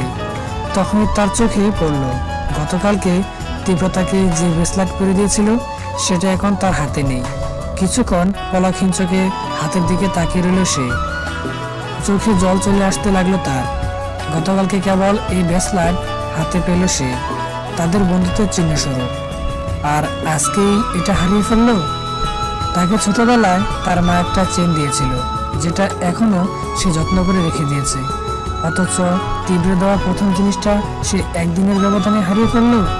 হাতের উপর এক ফোঁটা পানি টুপ করে পড়ে গেল তরির চোখ থেকে। বাসায় ঢুকতে না ঢুকতেই মৌমাছির মতো বাচ্চার তরিকে ঘিরে ধরল। এত দেরি করেছে কেন? কোথায় গিয়েছিল? সেই প্রশ্ন তাকে একের পর এক জর্জরিত করে ফেলছে তারা। তরি যথাসম্ভব কান্না আটকে রেখে হাসি মুখে উত্তর দিতে গেল। তীব্র তরির দিকে তাকিয়ে আছে। কেন জানি তার তরির দৃষ্টি স্বাভাবিক লাগছে না। সামনাসামনি তীব্র কিছু বলল না আর কাউকে। তরি তার রুমে গিয়ে দরজা হালকা লাগিয়ে বারান্দায় চলে গেল। ভেতর থেকে হু করে কান্না আসছে তার। কিছুক্ষণ পর নিজেকে আটকাতে না পেরে একেবারে কেঁদেই দিল। হঠাৎ তার মনে হলো পেছনে কেউ দাঁড়িয়ে আছে। হুট করে পেছন ফিরে দেখলো তীব্র খুব উৎকণ্ঠা নিয়ে তাকিয়ে আছে তার দিকে। তীব্রকে দেখে তরির কান্নার মাত্রা আরো বেড়ে গেল। তরি কি হয়েছে, কাঁদছো কেন? তরি থেকে এখনো কোনো উত্তর পায়নি তীব্র। নিচের দিকে তাকিয়ে কেঁদে যাচ্ছে তরি। রাস্তায় কিছু হয়েছে? কোনো সমস্যায় পড়েছো? কাঁদছো কেন, বলবে তো? এবার তীব্র নজর গেল তরির হাতের দিকে। তার দেওয়া ব্রেসলেট সেখানে নেই। তীব্র মনে মনে কিছু একটা সন্দেহ করলো, আর সেটা থেকেই বলল, রাস্তায় হাইজ্যাকারের মুখে পড়েছিলে তাই না? তোমার হাতে ব্রেসলেট দেখছি না, তুমি ঠিক আছো তো? তরি এবার রীতিমতো কাঁদতে কাঁদতে হেসকে উঠে গেছে। আমি তোমার বন্ধুত্বের মর্যাদা রাখতে পারিনি। তোমার দেওয়া প্রথম উপহার, যেটা কিনা আমাদের বন্ধুত্বের সাক্ষী ছিল, সেটাই আমি যত্ন করে রাখতে পারিনি। রাখো তোমার ব্রেসলেটের কথা, একটা গেলে হাজারটা আসবে। আমি তোমার অবস্থা জিজ্ঞেস করছি তরি, তোমার কোনো ক্ষতি করার চেষ্টা করেনি তো? তরি বুঝতে পারলো তীব্র এখনো হাইজ্যাকিং এর মধ্যেই আটকে আছে। তুমি যা ভাবছো সেটা নয়। আসলে নকলে কিছু শুনতে চাচ্ছি না আমি। যেটা জিজ্ঞেস করেছি সেটা বলো, তুমি ঠিক আছো? হ্যাঁ, আমি তো ঠিকই আছি। তীব্র মনে হলো তার মাথা থেকে অনেক বড় একটা দুশ্চিন্তা নেমেছে। স্বস্তির নিঃশ্বাস ফেলল সে। এরপর তরির বাহুতে ধরে তাকে বিছানা নিয়ে বসালো। তরি এক দৃষ্টিতে তাকিয়ে আছে তীব্রর দিকে। বন্ধুত্বের মর্যাদা কখনই কি কোনো বস্তুর উপর নির্ভর করে তরি? মোটেই করে না। বন্ধুত্বের মর্যাদা নির্ভর করে সেই মানুষের উপর যার সাথে বন্ধুত্ব করা হয়েছে। তুমি আমাকে এবং আমি তোমাকে যে সকল প্রতিশ্রুতি দিয়েছি তার সঠিক ব্যবহারের উপর নির্ভর করে আমাদের প্রতিশ্রুতি। হ্যাঁ তরি, শুধু আমাদের প্রতিশ্রুতির উপর গুরুত্ব আরোপ করো, আর কিছুই লাগবে না। আমি তোমাকে ঠিক এরকম আরেকটা ব্রেসলেট আগামীকাল দিয়ে দিব, আবার হাতে পরিয়ে। ঠিক আছে, এখন কান্না থামাও। আমার নিজের মানুষদের চোখে পানি দেখা সহ্য হয় না। তরির বিষাদময় এই মনটা ভালো হয়ে গেল তীব্র কথা শুনে। নিজের মানুষ, এই কথাটার মধ্যেই আপাতত শান্তি খুঁজে পেল তরি। এখন যাও, ফ্রেশ হয়ে আসো। এসে কান্নাকাটি শুরু করে দিয়েছো। তোমার বাচ্চারা একটু পর ছোট মা নাম জপতে জপতে চলে আসবে। যা চিৎকার চেঁচামেচি করছিল, ছোট মা কেন আসে না? যা দেখছি তাতে মনে হচ্ছে কয়েকদিন পরে তোমাদের মাঝে আমি কাবাবের হাড্ডি হয়ে যাব। নিজের উপর নিজেরই করুণা হয়, বুঝলে? আমার বাচ্চারা এখন আমাকেই আর পাত্তা দেয় না। শেষ কথাটা ঠোঁট উল্টে বলল তীব্র, আর তার কথা বলার ধরন দেখে হেসে দিল তরি। আমার বাচ্চা দুটোর কপাল আর আমার কপাল দুটোই খারাপ। আমরা তিনজনই যে মাতৃহারা। ছোটবেলায় যারা মাতৃহারা বা পিতৃহারা হয়ে যায়, তাদের থেকে বড় দুর্ভাগ্য আর কেউ আছে? আমার বাবা দ্বিতীয় বিয়ে করেনি। তার ভরসা ছিল না এই বিষয়ে যে বাইরের কোনো মহিলা এসে আমাদের মায়ের আদর দেবে কিনা।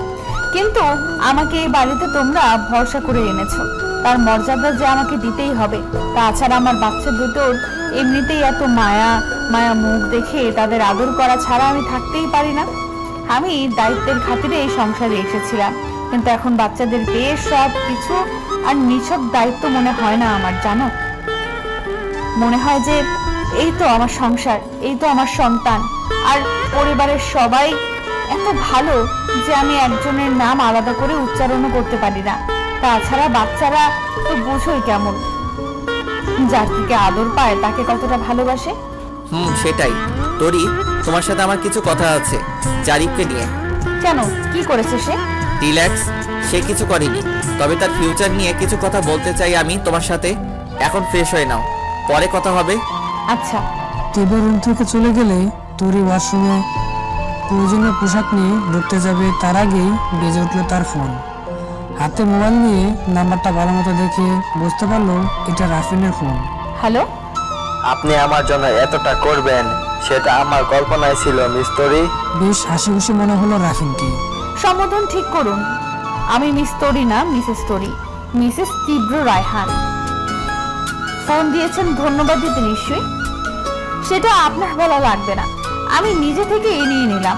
আপনাকে আমি এমনিতেও ফোন করতাম, আমার একটা জিনিস আপনার বাসায় রেখে গিয়েছি কিনা একটু দেখে জানাবেন দয়া করে। একটা ব্রেসলেট, তার উপর ইংরেজিতে ফ্রেন্ডস লেখা আছে। জিনিসটা আমার কাছে খুবই মূল্যবান, যদি আপনি পান তাহলে আমাকে দিয়ে দিলে আমার উপকার হতো। আমি কোথায় হারিয়ে ফেলেছি সেটা বুঝতে পারছি না। রাস্তায় নাকি আপনাদের বাসায়, এত লম্বা রাস্তায় আমার খোঁজা সম্ভব না, তবে আপনি নিজের বাসায় খুঁজতেই পারেন। পেলে জানাবেন। রাখছি, ভালো থাকবেন। রাফিনকে বাড়তি কিছু বলার সুযোগ না দিয়ে তরি ফোন কেটে দিল। কথা বাড়াতে গেলে আবার এই কথা সেই কথা শুরু করবে। এখন তো তরি বলে দিয়েছে সে মিসেস, সে বিবাহিত। দেখা যাক এবার যদি তার পিছু ছাড়ে এই ছেলেটা। রাতের বেলা তীব্র রুমে গেল তরি। দরজা খোলা ছিল, ভিতরে গিয়ে দেখলো তীব্র ল্যাপটপ হাতে হাতে কাজ করছে হয়তো। সে সময় বলেছিলে কথা বলবে জারিফকে নিয়ে, এখন বলতে পারবে? তীব্র ল্যাপটপে চোখ রেখে বলল, প্লিজ 10টা মিনিট একটু ওয়েট করো, বিছানায় বসো। অলমোস্ট ডান, আর একটু বাকি। আচ্ছা। তীব্রর পাশে বসলো তরি। মিনিট 15 পর ল্যাপটপ অফ করে তরির দিকে তাকালো তীব্র। জারিফের ভবিষ্যৎ নিয়ে তুমি ভেবেছো কিছু? সে তো এবার ক্লাস 10-এ, কি ভাববো? এখন 10-এ, কিন্তু সামনে তো বড় হবে, তাই না? একটা কথা বলো, তোমার আব্বু তো সরকারি চাকরি করত, চাকরি কি শেষ করতে পেরেছিল? মানে পেনশন পেয়েছিল কি? হ্যাঁ, চাকরি শেষ হওয়ার বছর খানেকের মাথায় অ্যাক্সিডেন্ট করে। অপারেশনের টাকা পেয়েছিলে কোথায়? ওই যে পেনশন বাবদ যা পেয়েছিল সেগুলো দিয়েই। তোমাদের গ্রামের বাড়ি বা অন্য কোথাও কিছু আছে? না, আগে যেখানে থাকতাম সেখানে তো ভাড়া থাকতাম। কেন বলো তো? তার প্রশ্নের জবাব না দিয়ে পিঠে বালিশ টেকে দেয়ালে মাথা দিয়ে আর মাথায় হাত দিয়ে কিছু একটা ভাবতে লাগলো তীব্র। যদিও বুঝতে পারছে না সেটা কি, তাই আপাতত তীব্রর দিকে তাকিয়ে আছে। মিনিট 2-1 পরে তীব্র বলে উঠলো, জারিফের নামে বাড়িটা লিখে দিতে হবে, যেটা এখন তারা আছে। ব্যাপক আশ্চর্য হয়ে তীব্র চোখে চোখ রেখে তাকিয়ে রইল তরি। কেন? আমি তাদের দায়িত্ব নিয়েছি তরি, তাদের দায়িত্ব শুধু কয়েক বছরের জন্য নেইনি, আজীবনের জন্য নিয়েছি, আর সেটা আমি পরিপূর্ণভাবে পালন করতে চাই। তনু বড় হয়ে গেলে তার বিয়ে দেওয়া হবে, সে স্বামী সংসারে চলে যাবে, সেখানে তার একটা ভবিষ্যৎ থাকবে। নিজে কিছু করলে তো আরো ভালো। তাছাড়া ভালো ঘর ভালো বর দেখে আমি তার বিয়ে দেব। কিন্তু জারিফ ছেলে মানুষ, তার ভবিষ্যৎ তার নিজের নির্মাণ করা লাগবে, সে তো কারোর উপর নির্ভর হতে পারবে না। শুনতে খারাপ লাগলেও এটাই সত্যি যে মানুষ চিরকাল বেঁচে থাকে না। যখনই হোক আব্বু চোখ বন্ধ করবেন, এরপর জারিফের কি হবে? তবে তো তার তো ভিটে বাটিও নেই, চাকরি করবে ভবিষ্যতে ঠিক আছে, কিন্তু একটা চাকরি করে নিজের বাসা বানানো সেটা অনেক সময় সাপেক্ষ ব্যাপার। তাকে আমি এতটা স্ট্রাগল করতে দিব না। একটা ব্যাক সাপোর্ট তো মানুষের লাগে, তাই ঠিক করেছি সে পূর্ণবয়স্ক হলেই তাকে বাড়িটা নিজের নামে লিখে দিব। তোমার কি মতামত? ভাইটা তোমার, তাই তোমার মতামত তো আমাকে নিতেই হবে। যে আমার থেকেও আমার ভাইকে বেশি ভাবে, তার উপর আমি আর কি বা বলতে পারি? আল্লাহর কসম, এত দূর অব্দি আমার বাবা ভাই বোন নিয়ে আমিও ভাবিনি যতটা তুমি ভাবছো। আচ্ছা, তুমি এত ভালো কেন? কাউকে ভেতরটা দেখাও না কেন? সবসময় বাইরে থেকে এত কঠিন খোলসে কেন আবৃত করে রাখো নিজেকে? তোমাকে ডাকলাম জারিফের ভবিষ্যৎ নিয়ে আলোচনা করার জন্য, আর তুমি এখানে আমার গুণগান শুরু করে দিয়েছো। গুণগান করছি না, যেটা সত্যি সেটাই বলছি। জানো, তোমাকে আমি প্রথম দিন দেখি কি ভেবেছিলাম? ভেবেছিলাম এর থেকে নির্দয় পাষাণ আর দ্বিতীয় কেউ এই পৃথিবীতে নেই। কথায় কথায় রাগ দেখাতে, রেগে যেতে, তাই আমারও তোমাকে বিরক্ত লাগতো। এখন লাগে না? না, তখন তোমাকে ভালো লাগার মতো কোনো কারণ আমার কাছে ছিল না, আর এখন তোমাকে বিরক্ত লাগার মতো কোনো কারণ আমার কাছে নেই। দোয়া করি যাতে কখনো আমার প্রকৃত রাগ তোমাকে দেখতে না হয় এবং আমাকে দেখাতে না হয়। আল্লাহ এমন দিন না আনুক আমাদের জীবনে, কারণ যেটাকে তুমি একটু আগে আমার রাগ দেখানো বললে সেটা রাগ ছিলই না। সহজে যাতে কারোর সাথে মিশে না যাই বা কেউ আমার সাথে মিশতে না পারে, তাই এরকম শক্ত কথা বলে সবাইকে দূরে রাখি আমার থেকে, হাতে গোনা কিছু মানুষ ছাড়া, অর্থাৎ আমার পরিবার এবং মুষ্টিমেয় কিছু মানুষ। তবে সেগুলো আমার রাগ ছিল না তরি, আমার রাগের সম্মুখীন তুমি কখনো হতে পারবে না। আমি চাইও না এমন পরিস্থিতি কখনো আমাদের জীবনে আসুক। জানো, আমার এই বদভ্যাস সম্পর্কে আমি নিজেই অবগত। এই যে রাগ নিয়ন্ত্রণে রাখতে পারি না আর হুটহাট মাথা গরম করে ফেলা, কিন্তু আমি অবগত হয়েও কিছু করতে পারি না। বলতে পারো এটা আমার আজন্ম অভ্যাস, যেটা ছিল, আছে এবং সব সময় থাকবে। থাক বাবা, হাত দাও। তোমার রাগ দেখার বা এটা নিয়ে বিস্তারিত জানার আমার কোনো দরকার নেই। ভয় করে। তুমি কি আমাকে ভয় পাও? হাসি মুখে তীব্র প্রশ্নটা করে মনে হলো তীব্র বেশ মজা পেয়েছে। অন্যদিকে তরি যে তীব্রকে আসলেই ভয় পায় সেটা ঠেলা চোটে গেছে বেরিয়ে। জিভ মুখের ভিতর রেখেই সেটাতে দাঁত দিয়ে আলতো করে কামড় দিল তরি। যেটা সে বলতে চায়নি সেটাই মুখ দিয়ে এসে পড়েছে। তবে কথা কাটানোর চেষ্টা অবশ্যই করবে সে। ভয় পাবো কেন? আমি তো জানি তুমি আমাকে এমনি এমনি ভয় দেখানোর চেষ্টা করছো। বাদ দাও সেসব কথা। আমাকে মিলার কথা বলো তো, তার কি অবস্থা এখন? তার বাবা মাকে ফোন করে বলার পর তারা এসেছিলেন? তারা সবটা শুনে বিশ্বাস করতে পারছিল না যে মিলা এটা করতে পারে। না করাটা স্বাভাবিক। মিলা আমার ছোটবেলার বান্ধবী, তো তার সাথে সাথে তার বাবা মার সাথেও আমার পরিচয় ছিল। আঙ্কেল আন্টি দুজনেই মানুষ হিসেবে ভালো, এমনকি মিলাও ভালোই ছিল। কিন্তু কি থেকে যে কি হয়ে গেল। একটা সচ্ছল এবং শিক্ষিত পরিবারের মেয়ে, দেখতে ভালো, নিজেও ডক্টর, অথচ এখন কি অবস্থা দেখো। কি শাস্তি হয়েছে তার? সে কি সব সত্যি বলে দিয়েছে? রেকর্ডিংয়ে যা পেয়েছে তাতেই তো অনেক প্রমাণ আছে। তার সাথে সহযোগীরা যারা ছিল তাদেরও অ্যারেস্ট করা হয়েছে। তারা কেউই মুখ খুলতে চায়নি, নিজেদের অপরাধ স্বীকার করতে চায়নি। রিমান্ডে নিয়ে যাওয়া হয়েছিল পরে। এরপর আর কি, সব সত্যি আগে পরে সবার মুখ দিয়ে বের হয়ে গিয়েছে। যাবজ্জীবন কারাদণ্ড হয়েছে প্রত্যেকের। মিলার আর ভাই বোন নেই? না, এক সন্তান সে। ছোটবেলা থেকেই যা চেয়েছে সব পেয়েছে, তো এই জন্যই বোধ হয় এতটা বিগড়ে গিয়েছে। তবে মিলা যা করেছে তার সম্পূর্ণ দোষ আমি তাকেই দিব। সে আমাকে পছন্দ করত, এটা কি সে একটাবারের জন্য বলেছিল আমাকে? তৃপ্তির সাথে আমার পরিচয় ভার্সিটি লাইফ থেকে, অথচ মিলার সাথে ছোটবেলা থেকে। সে আমাকে একটাবার বলতো তো অন্তত, হ্যাঁ এটা ঠিক যে মিলাকে আমি সবসময় বন্ধুর চোখে দেখতাম, কিন্তু সে তার মনে কি আছে এটা আমাকে একটাবার বলার পরে যদি আমি তাকে প্রত্যাখ্যান করতাম, তখন না হয় নিজেকে একটু হলেও দোষী দাবি করতে পারতাম। কিন্তু আমি বা এখানে কি করতে পারি বলো? এত সুন্দর একটা জীবন তাকে দিয়েছিল আল্লাহ, কোন জিনিসটার কমতি ছিল? কিছুই না। অথচ এখন থেকে সে আজীবন কারাবন্দী হয়ে থাকবে। হিংসা করার শাস্তি বুঝি এমনই হয়? কিছুক্ষণ তাদের মধ্যে নিরাপত্তা বজায় রইল। এরপর তরি আবারও বলতে লাগলো, আমার রেজাল্ট দিয়ে দিবে খুব শীঘ্রই। খুব চিন্তা হচ্ছে, কি জানি করবো রেজাল্ট। ইনশাল্লাহ ভালোই হবে। যা রেজাল্ট আসার তো এসে গিয়েছে, এখন আর চিন্তা করে লাভ নেই। রাত অনেক হয়েছে, ঘুমাতে চলে যাও। তুমি ঘুমাবে না এখন? কাজ আজকের মতো শেষ। এখন না কাজ করতে ইচ্ছে করছে বাড়তি করে, আর না ঘুমাতে। তাহলে করবে কি? কফি বানাবো। বেলকনিতে গিয়ে কফি আর সাথে একটা বই, দারুণ ব্যাপার আমার জন্য। আমার সাথে থাকলে কি খুব সমস্যা হবে? তোমার এই হাতের কফি বানিয়ে খাওয়াবে আমাকে? মুস্কি এসে তীব্র বলল, তুমি ঘুমাবে না? কালকে সকালে উঠতে হবে তো আবার। আমি তো একটু দেরিতে উঠলেও চলে। আমার সমস্যা হবে না, আমার একটু কম ঘুমে সমস্যা হয় না। ঠিক আছে, আজকে বইয়ের পরিবর্তে বউ, দারুণ মিলেছে কিন্তু ব্যাপারটা। তীব্র হাসছে, তার সাথে তাল মিলিয়ে তরিও। বউ শব্দটা তার একেবারে কলিজায় গিয়ে লেগেছে। সে জানে কখনোই প্রকৃতপক্ষে তীব্র স্ত্রী সে হতে পারবে না।